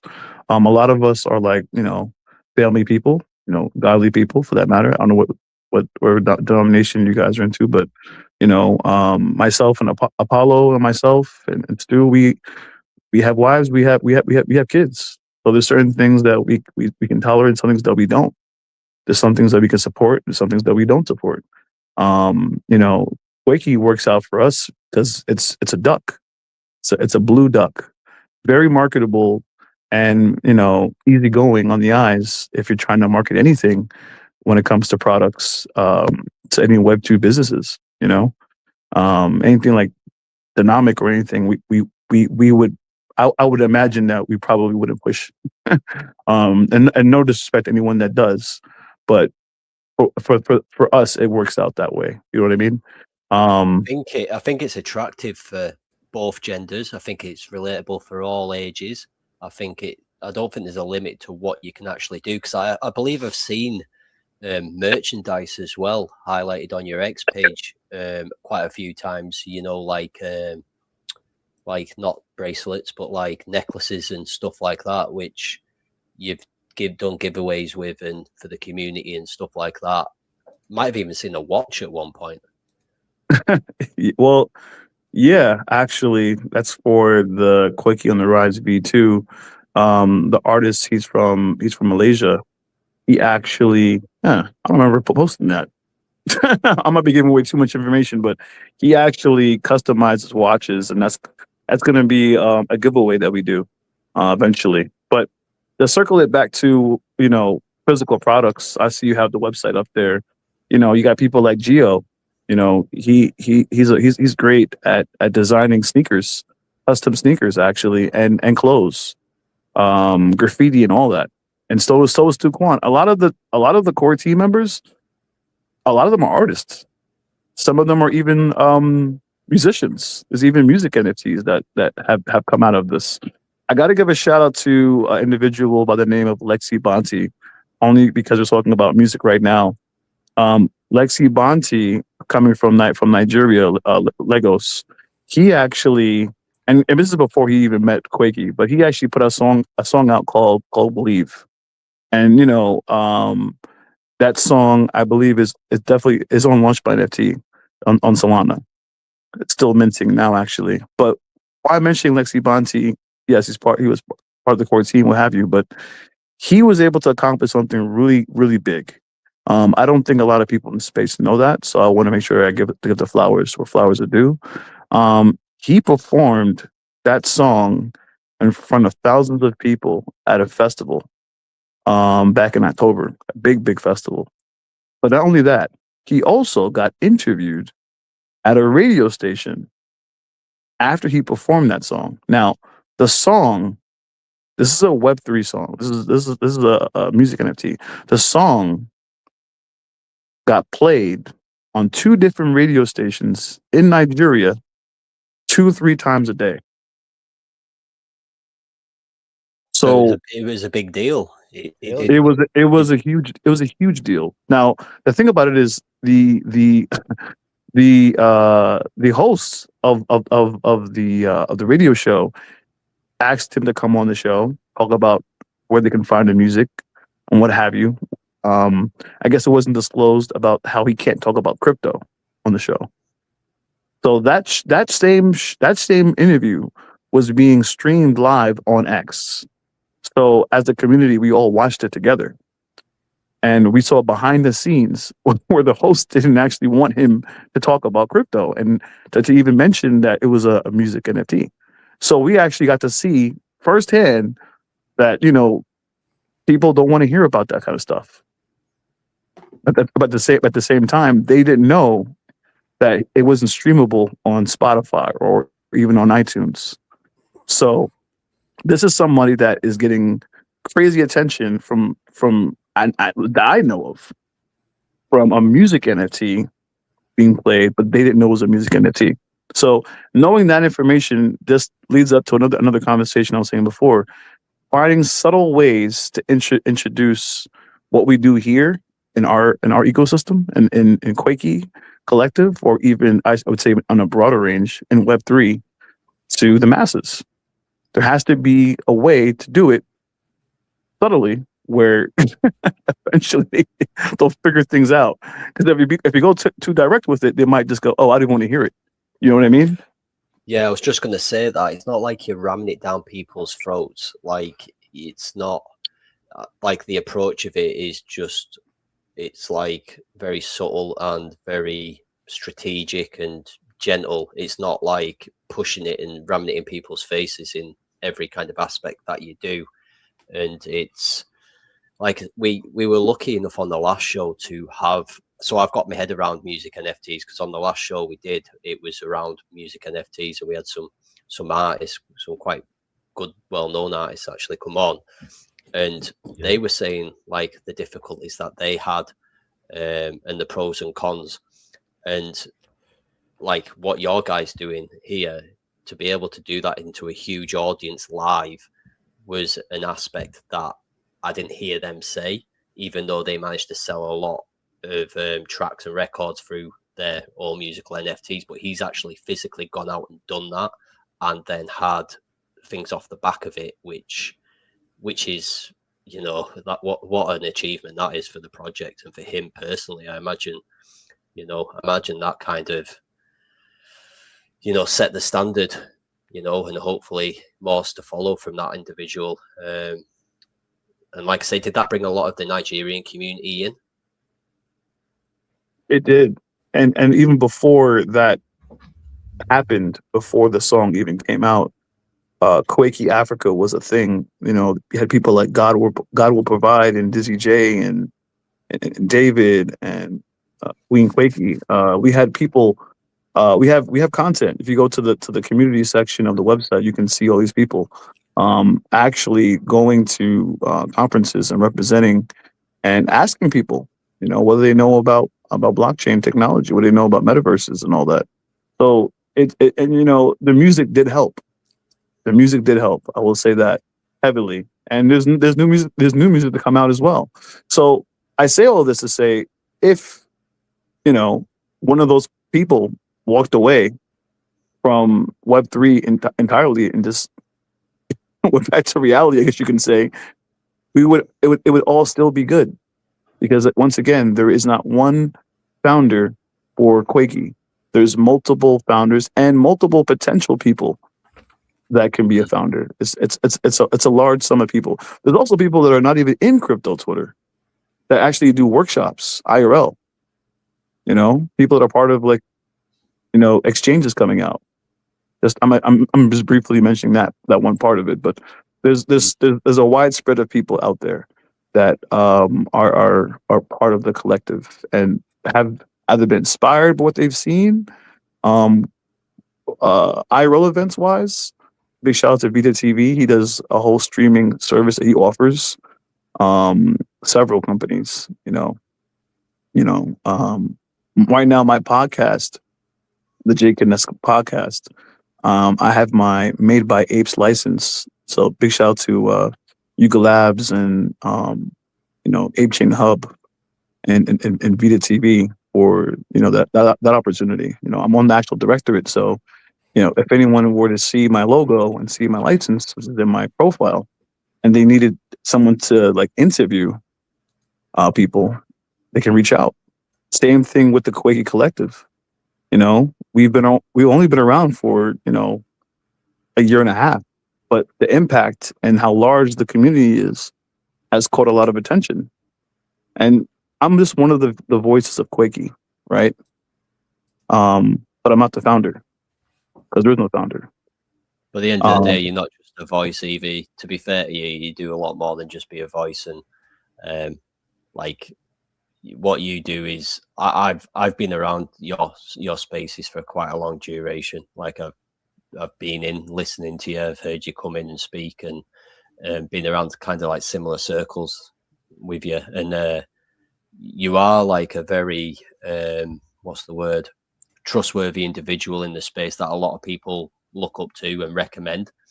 So I just wanted to kind of give you your flowers as well at the same time. It shows in the chat down the side. You've got people here on multiple different social platforms here commenting how great you are, what a good community leader you are, how good you are at speaking. And like I say, I think you need to kind of give yourself more credit than that. I appreciate him being humble, to be honest. Yeah, thank you. This space. Thank you. I think people's perception of me, because there are times I can be extra excited about things that work out, and maybe envy gets built up behind it because it's kind of comical sometimes to talk about. And because I am so transparent, I might say too much, and for someone that maybe doesn't have everything to talk about or doesn't have enough to talk about, it may sound like, okay, he's just bragging. But every time I talk about anything, most times I'm talking about someone else. I just happen to be a part of it. So it sounds like I got a lot going on, right? But it's really not necessarily me. It's the collective.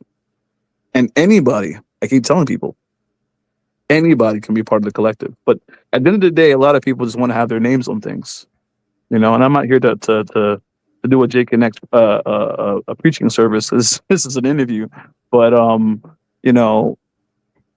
I just wanted to say that I am happy that I am with the family, and my family, Apollo and Stu Kwan and Vita, and many others we've gotten to know each other IRL. I've gotten to meet Stu Kwan's daughter, his whole family. Same thing with him meeting my wife. It's different when you meet up IRL versus online. I will say that for anyone that hasn't done it yet. It's almost as if you've known them your whole life, damn near in this space. So yeah, good times all around. I want to touch on something else that's happening right now. So I didn't mention this before, but QUAKEY on the rise. I mentioned Stu Kwan teaching people how to DJ. He also knows how to do pitch decks. The guy does everything. He's also a rapper.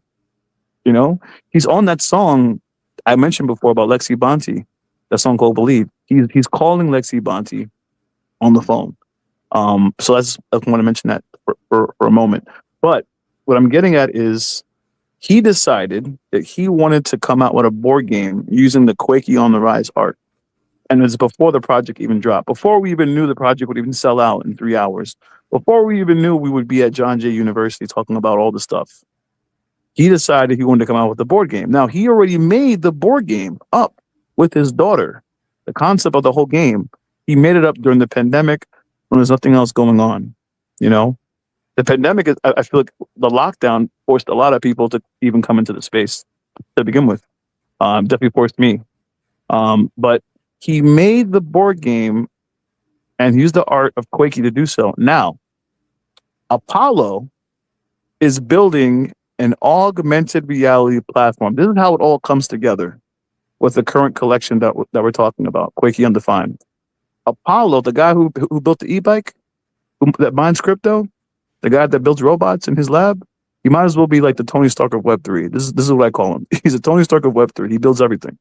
You know, he's like the Hulk, Bruce Banner type stuff. Anyways, this guy told us that he can add augmented reality to all physical products that we have.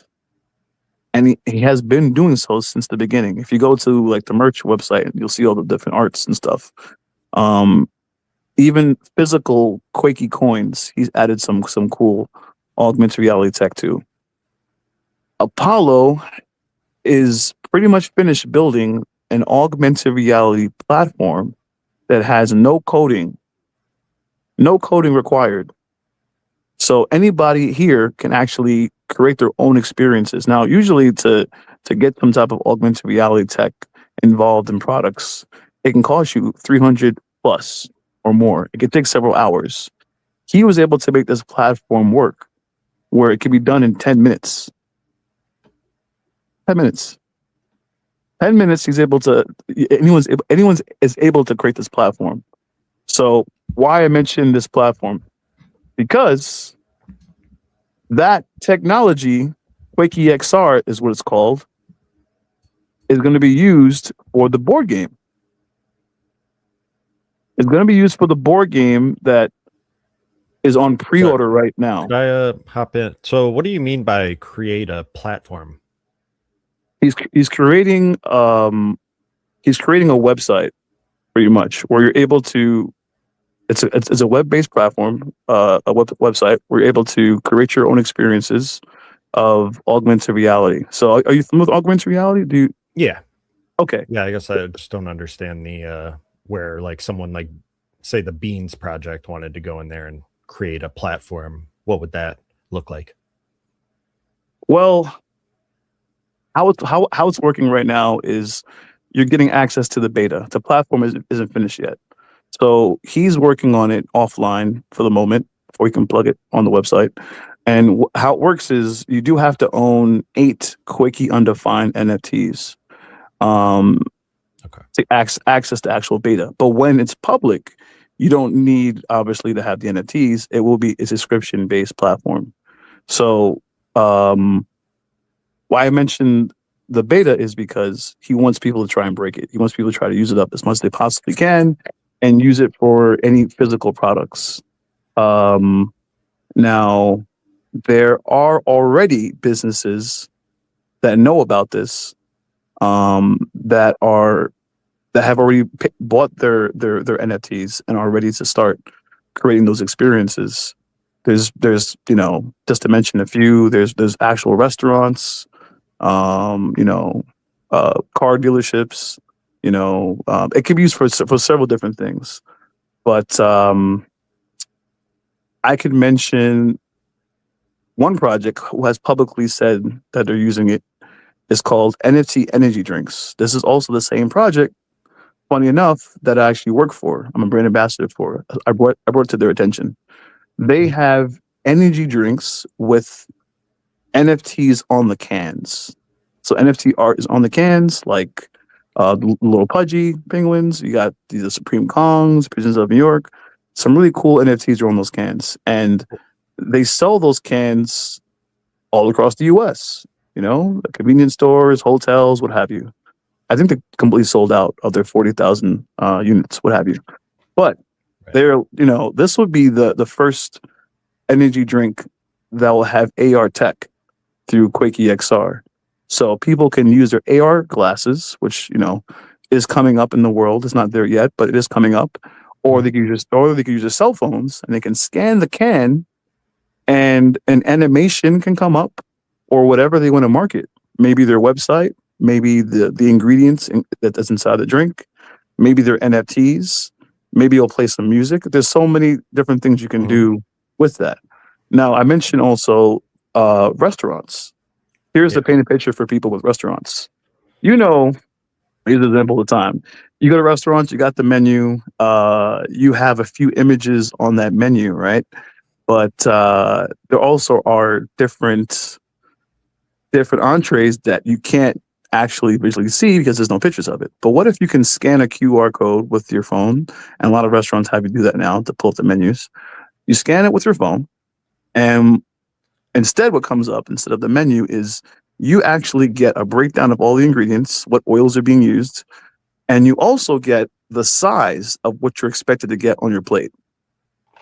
It gives you a 3D mock-up of what it actually looks like in real time. And then you're able to like swipe left, kind of like that movie, that Tom Cruise movie. What was it called again? The Minority Report? I forget the name of the movie. But anyways, you're able to swipe left to right, and you can then see all the different dishes. So that's the power of that kind of technology that you can use.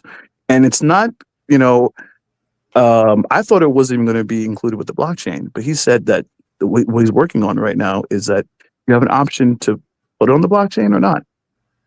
So this is a great way to continue to do what we've already been doing with QUAKEY, which is to onboard Web2 brands, companies, and also give Web3 founders a new utility. So it's helping everyone on a widespread spectrum. It doesn't matter what blockchain you're on, what your vision is. If you have any real world assets or you don't have, you might want to start thinking about doing that. Because I think that's probably the only way to really save NFTs in this space is bringing something physical out or doing something physical in the world that we live in, so we can onboard people back into the digital. So, yeah, absolutely. I mean, you could tie it into real world assets, or just like make people feel like they're having an experience, not that they just own something, but it like they feel something when they having that ownership of it. So yeah, I think that's a great way to tie in, bring in some of those real world businesses and like generate some revenue for the project. And get these. And to take Phenomenal. it and to take it a step further, what's coming out right now is the limited version. There's only going to be 500 made, so it's going to be the QUAKEY on the Rise art, right? The first collection came out was only 100 NFTs. Since that collection dropped, public sale was like 0.25 Solana at that time, maybe like $33. Everybody who has ever minted that NFT has made profit. Some people dropped 1 SOL for it. Some people dropped 2 SOL for it. You guys can do your own research on that. Right now, it's about 0.77 Solana. And what I should mention to everyone here is the plan has always to make that project, or anyone's first project, should be valuable. I think founders missed the ball by creating multiple collections and not finding a way to keep the value up in their first collections. And why I say that is because QUAKEY on the Rise in the roadmap, by owning a QUAKEY on the Rise NFT, you get a free mint on all collections on all chains, because I plan on dropping my collections on multiple chains, and I want to do it with a small group of people. That's why it was only 100. It's always been the plan. Now, did I know that I was gonna get to the point where I'm at now with the collective? No, but it has become a lot easier to execute the plan because of it. Out here in Connecticut, which is where I moved to, I didn't know at the time when we bought the house out here, but I'm like 20 minutes away from the developer of QUAKEY. I live 20 minutes away from Apollo. Nice. Can't make this up. God is good. And why I say that is because last year, after we sold out the collection, we did an IRL event. We went to a Web2 duck race. This is something that they do every year out here.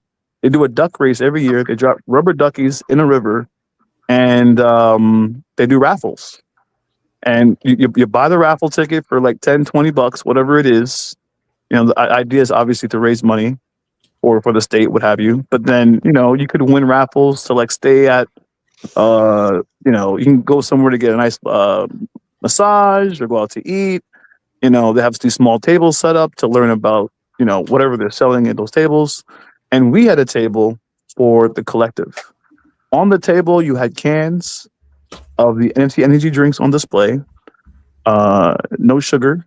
And you had the adults walking by going, hey, can I have one of those drinks? And I was like, well, sure. You could have a drink if, and only if, you download the QUAKEY mobile game on your phone. Or you have kids, right? Yeah. Or you have your kids color in the QUAKEY on the Rise coloring book. And if you don't have kids, then you can color. But it was just, you know, the whole point of it really of doing it that way is to draw them in. Because like I said before, and earlier in this interview, is that I have experience in sales and I've done table events before. You have to find a way to bring them in. Something subtle. Give them a taster. Give them a taster and then see the wanting more, you know. Yes, put the product in their hand and then take it away. Watch how fastly they keep coming back for it. So, Scampering. Jen, Yeah. you have said some phenomenal stuff, man. I want to connect with you outside of here. I love it. I love what you're saying. Man, 2 peas in a pod, all of us. hey man, I'm all about connecting, collaborating, and moving it forward. You know, I will say that giving it away for free, and by giving away, I'm talking about offering up your services, and not expecting anything from anyone, is probably the best thing anyone could do in a space like this. A lot of people expect things from people. They expect that when they do good things, that good things will come back in return. And if you put up that wall, if you put up that wall and you don't expect anything to come back in return, you'll always feel and sleep good at night. You always feel positive, and you'll always be able to sleep good at night, knowing those things. So that's what kept me going in this space. Because if I really believe, if I really believe that if I do good by other people in this space, that they will return the favor every single time, or you know, more time than none, then I would be out of this space a long time ago. Because that's not gonna happen. I just like to say, I like to tell people that, okay, I trust very quickly and easily, and you know, things I need to work on. But I will say this in this space: you put yourself out there, yes, you're going to get burned. That's just an unfortunate reality. But when you find someone else that you know has the same modus of operation as you explained, you talk about locking in with a friend and a business partner and a friend and a business partner and a friend, man, you really lock in with those people. So just kudos to all y'all, and especially what you've said here. Just amazing stuff, y'all. Yeah, I man. think that's the important, you know, like we said it at the start of the show, and because Jay's just mentioned it there, it's worth echoing again. The more people you can get around you within a circle who are trustworthy, who will direct you in the right areas, the better you will be, because all they're going to do is just recommend other good people, and collectively you just grow as a whole stronger. You don't really need to be kind of exploring other areas, but at the same time the community tends to follow with the people they trust as well. So as well as Jay networking, the community are following every Jay, like all Jay's moves, you know, all the projects he's showcasing and giving an opportunity to them. Community members know that's a safe haven because Jay's got that connection with them. And I'm almost trying to kind of somewhat copy Jay into a certain extent, if you don't mind me saying. Jay is, it's about offering something in an area that lacks. And with Franco coming to the decision of wanting to do like a show like this and being able to get projects on, give them visibility, give them the opportunity to showcase whether they're new projects or whether they're long-lasting projects. as long as we know that them people have the right intentions, they're of the same sort of mindset, and we can give them the opportunity to network with other good people off the back of shows where we bring them all to one place, that's a win-win for us, because we tick every single box, and that's what our intentions are. And like I say, I speak highly of Jay anyways, because I've been in these circles before. But we're trying to do it a slightly different way, as a visual, giving people a platform like we are. And we are going to have to wrap the show up. I just want to kind of thank you very much, Jay, by the way, for going into depth on QUAKEY, because there was some aspects I didn't know about. But I just want to give the last 5 minutes basically for Mud. If you got any questions to Jay in regards to QUAKEY at all? No specific questions, but I just have to echo what everyone else has been saying. This mindset of working together to bring global liquidity, the outside money, into the DeFi space and into projects like QUAKEY and like what everyone has been talking about.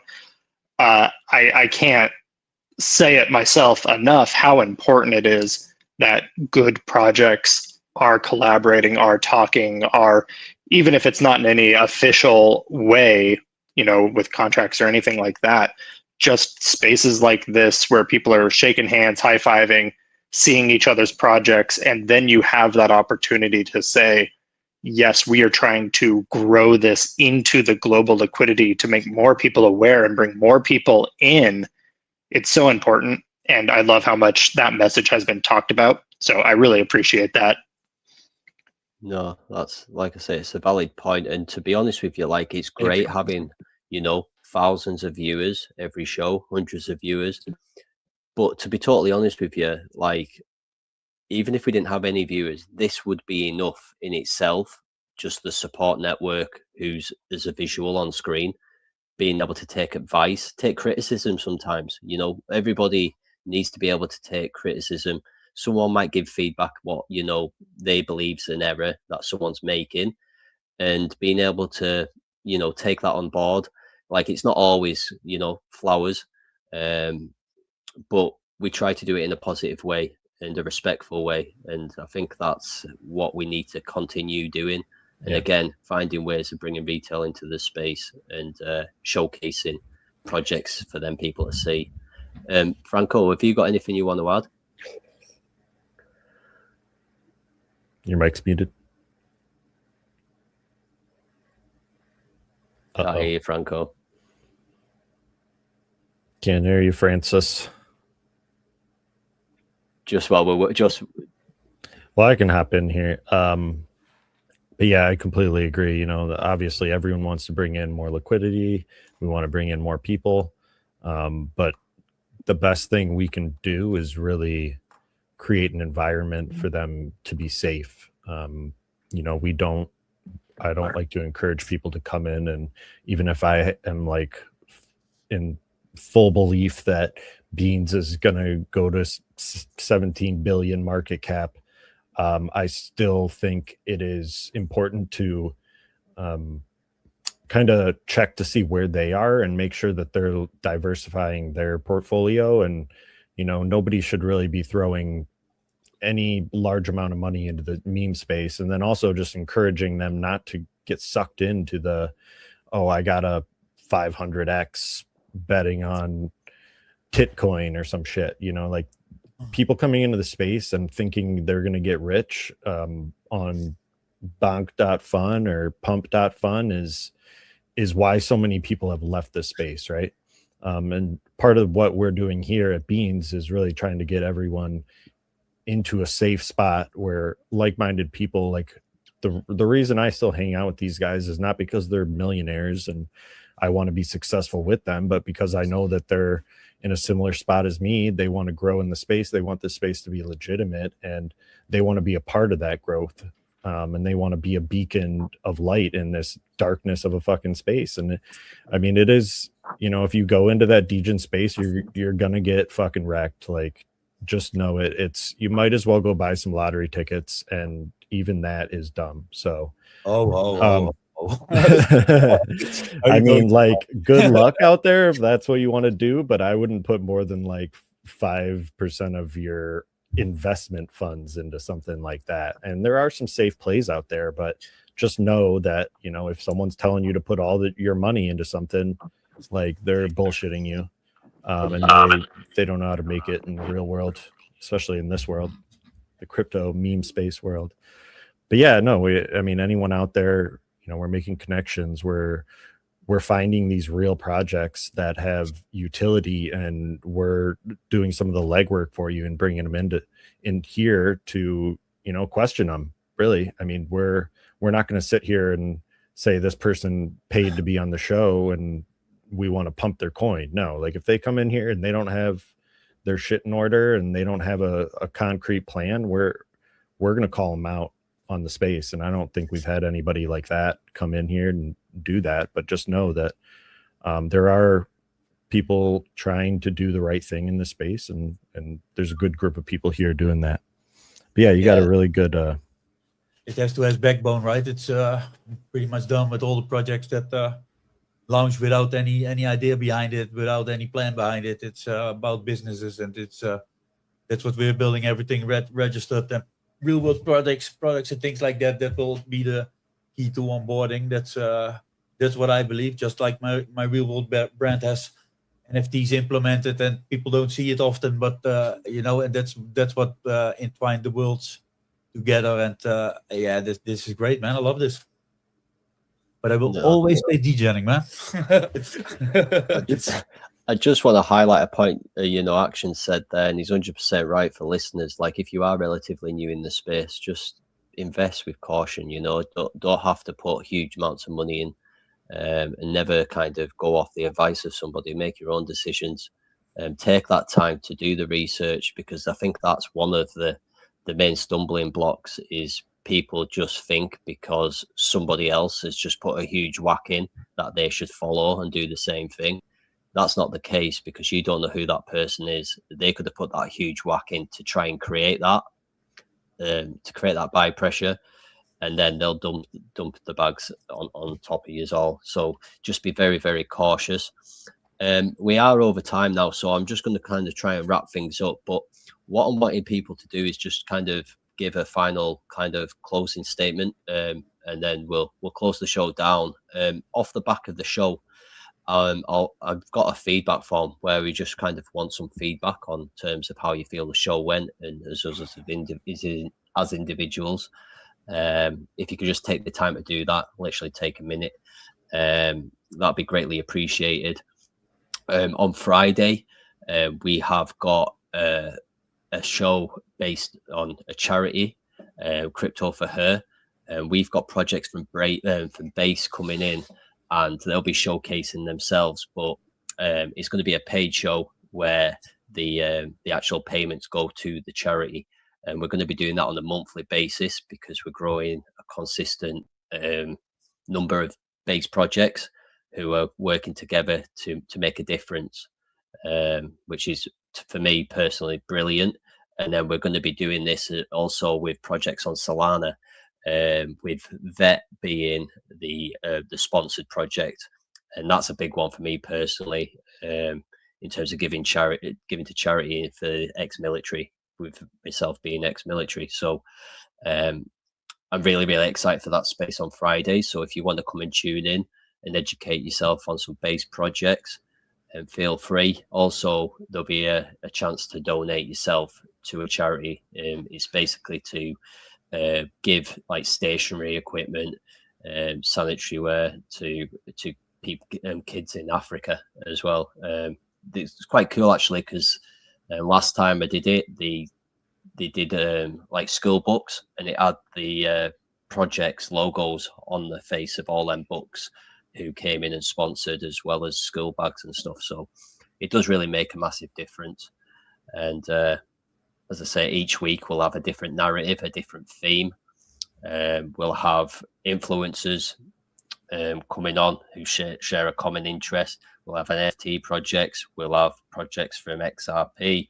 We'll have ETH projects. Like, there's no limit to what we're going to bring to your eyes on a weekly basis for shows. And we just kind of ask you guys as well. I hope you've had a good experience, and what we'd like to do is also offer you back in future shows, and hopefully recommend it to other projects to get in on board and join as well, and kind of build out the network as a collective group, which can basically help and facilitate one another. So I want to say thank you to Jay from QUAKEY. I want to say thank you to Mud from D&D 721. I want to say thank you to Badger. He unfortunately had to leave early, which is completely fine, because like I say, if you've got to be somewhere, we'd rather you be on and showcase yourself for a short duration than not at all. And then also Zach, it was great to meet you. It's the first time I've met you. Jay has talked a lot about you. And yeah, brilliant. And I hope that you can kind of gather a collective group of XRP projects to come on and kind of talk about the chain as a whole. Not necessarily so much about your project, but you will. But just to give that educational factor, because I think it's quite a complicated chain if you ain't familiar with it to understand. So, yeah, just closing words then, please, guys. Zach. I'll run with it. I greatly appreciate you letting me jump up here. It was run very smoothly. I'm so stoked that JR linked me up with everybody. It was a pleasure. I'm honored.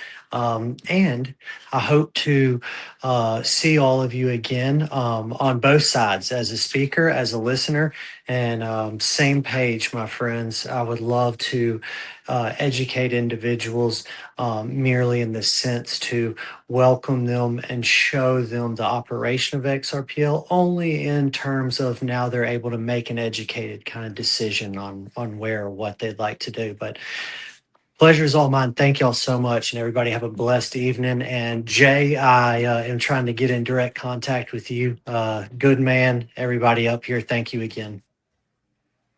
Thanks, No, Zach. appreciate that, Zach. Thank you for taking your time to come on tonight. Mud, any closing statements?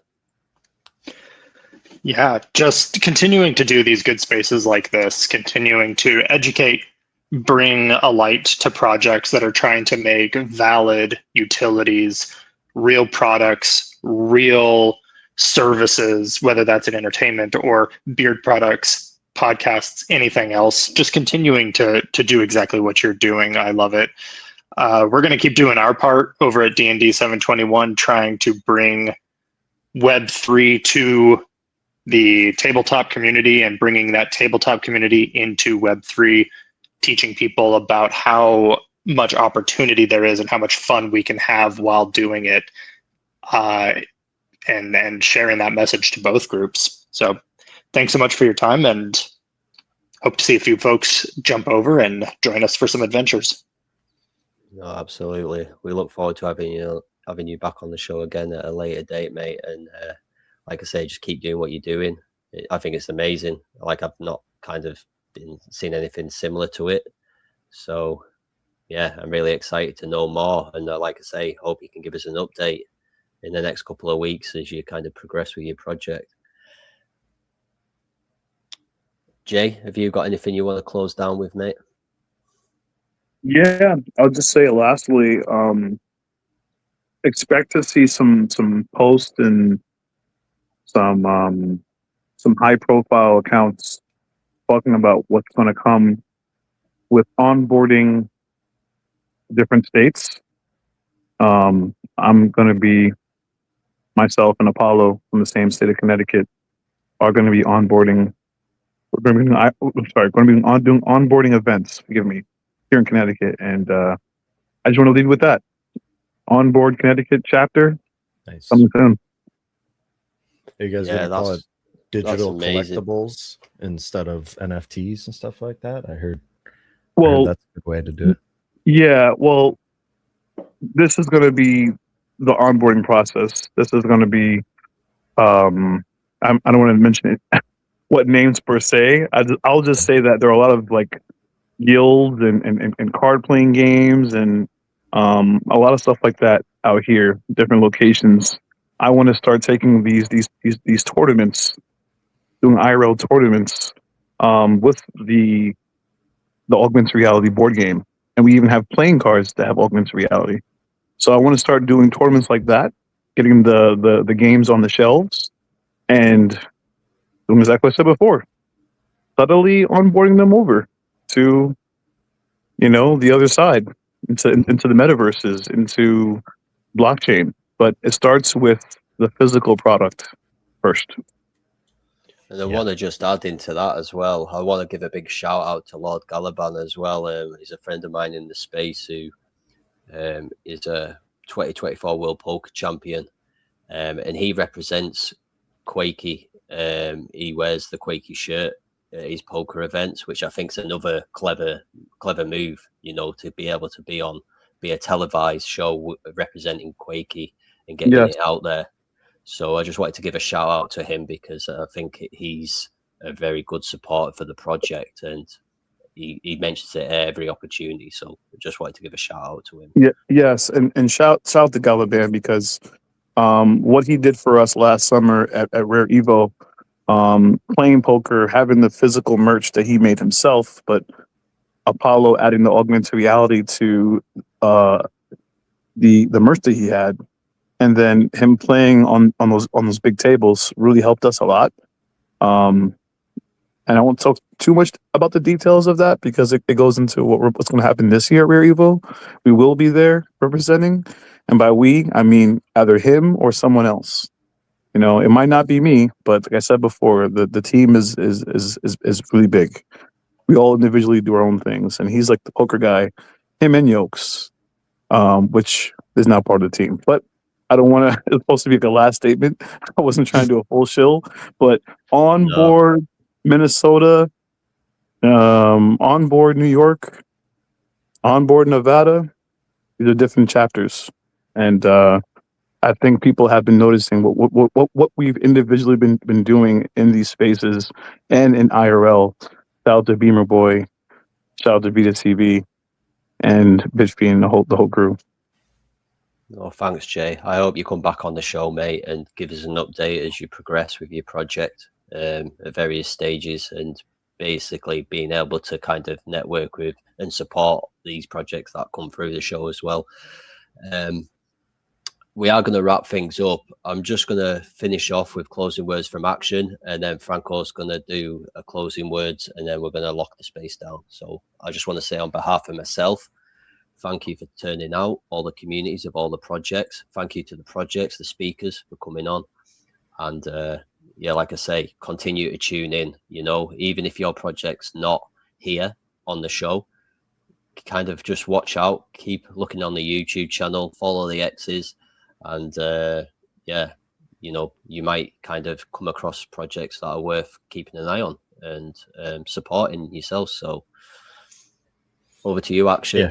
Yeah, absolutely. I mean, make sure you get out of your little community bubbles, and give everyone that came up here, if they're willing to spend the time to talk about their project and they've got something genuinely that they're building, do some due diligence, shoot them a follow, make sure that project doesn't slip out of your grasp, because by the time it's brought up again, they might be worth a shit ton of money and you might not be getting in on the ground floor. But yeah, I just want to thank JR, Franco, Shane, all three of our panelists. I think we had a really good variety of projects today, which is fucking awesome to see. I mean, just talking to you guys, it sounds like there's some crossover potential with several of your projects, and you're not really stepping on each other's toes or anything. But yeah, just get outside of your echo chamber. If you're on X shilling your project all day, make sure you go over and check out some other projects and say what up and give some input or find out more how you can work together with them. There's plenty of opportunity out there. This doesn't need to be a space where we're all out to get each other and only 2 out of 10 of us make money. No, that's not how this should work. I mean, back when Roaring Kitty was doing his thing, there was like this unified movement where everyone was buying and holding coins and sticking it to the fucking man. That's what the space is supposed to be about. And I think we need to get kind of back to that. A lot of the people that are successful are serial launchers and They're pumping charts saying it's going to 1 billion, and before you know, they sell it before it even gets to 1 million. So just be careful out there. Make sure you're doing your due diligence. Don't fall for the FOMO. Don't worry about missing a runner and buy the top of the chart. Just, be patient. Make some safe bets, and feel free to hit any of us up for some advice. But yeah, thanks. Take it away, Franco. Make sure you unmute your mic though this time. There we go. That was good. Yeah, another great space, guys. This was amazing. These projects are amazing. We had a bit of a rough week, but these spaces makes it all up, man. We're at the right track. Whatever happens, keep going, keep grinding. It doesn't matter. You're building a business. It's not all about the money, man. It's about the people. It's about the culture. It's about the love for the game. This is our world. We're staying. We ain't going nowhere, and we're building till we have what we came for, man. And these projects were bullish, man. I think we're making the whole market green. Look at that. Can you see it? Bang. You see? Bullish. Well, guys, have a good night. Peace. Hell yeah. Peace. DGNRadio, trenches on the radio. Radio. DGNRadio, trenches on the radio.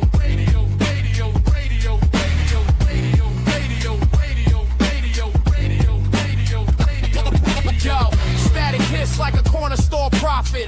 Spitting truth through the speaker, no profit. 92 BPM, knocking boots on the concrete.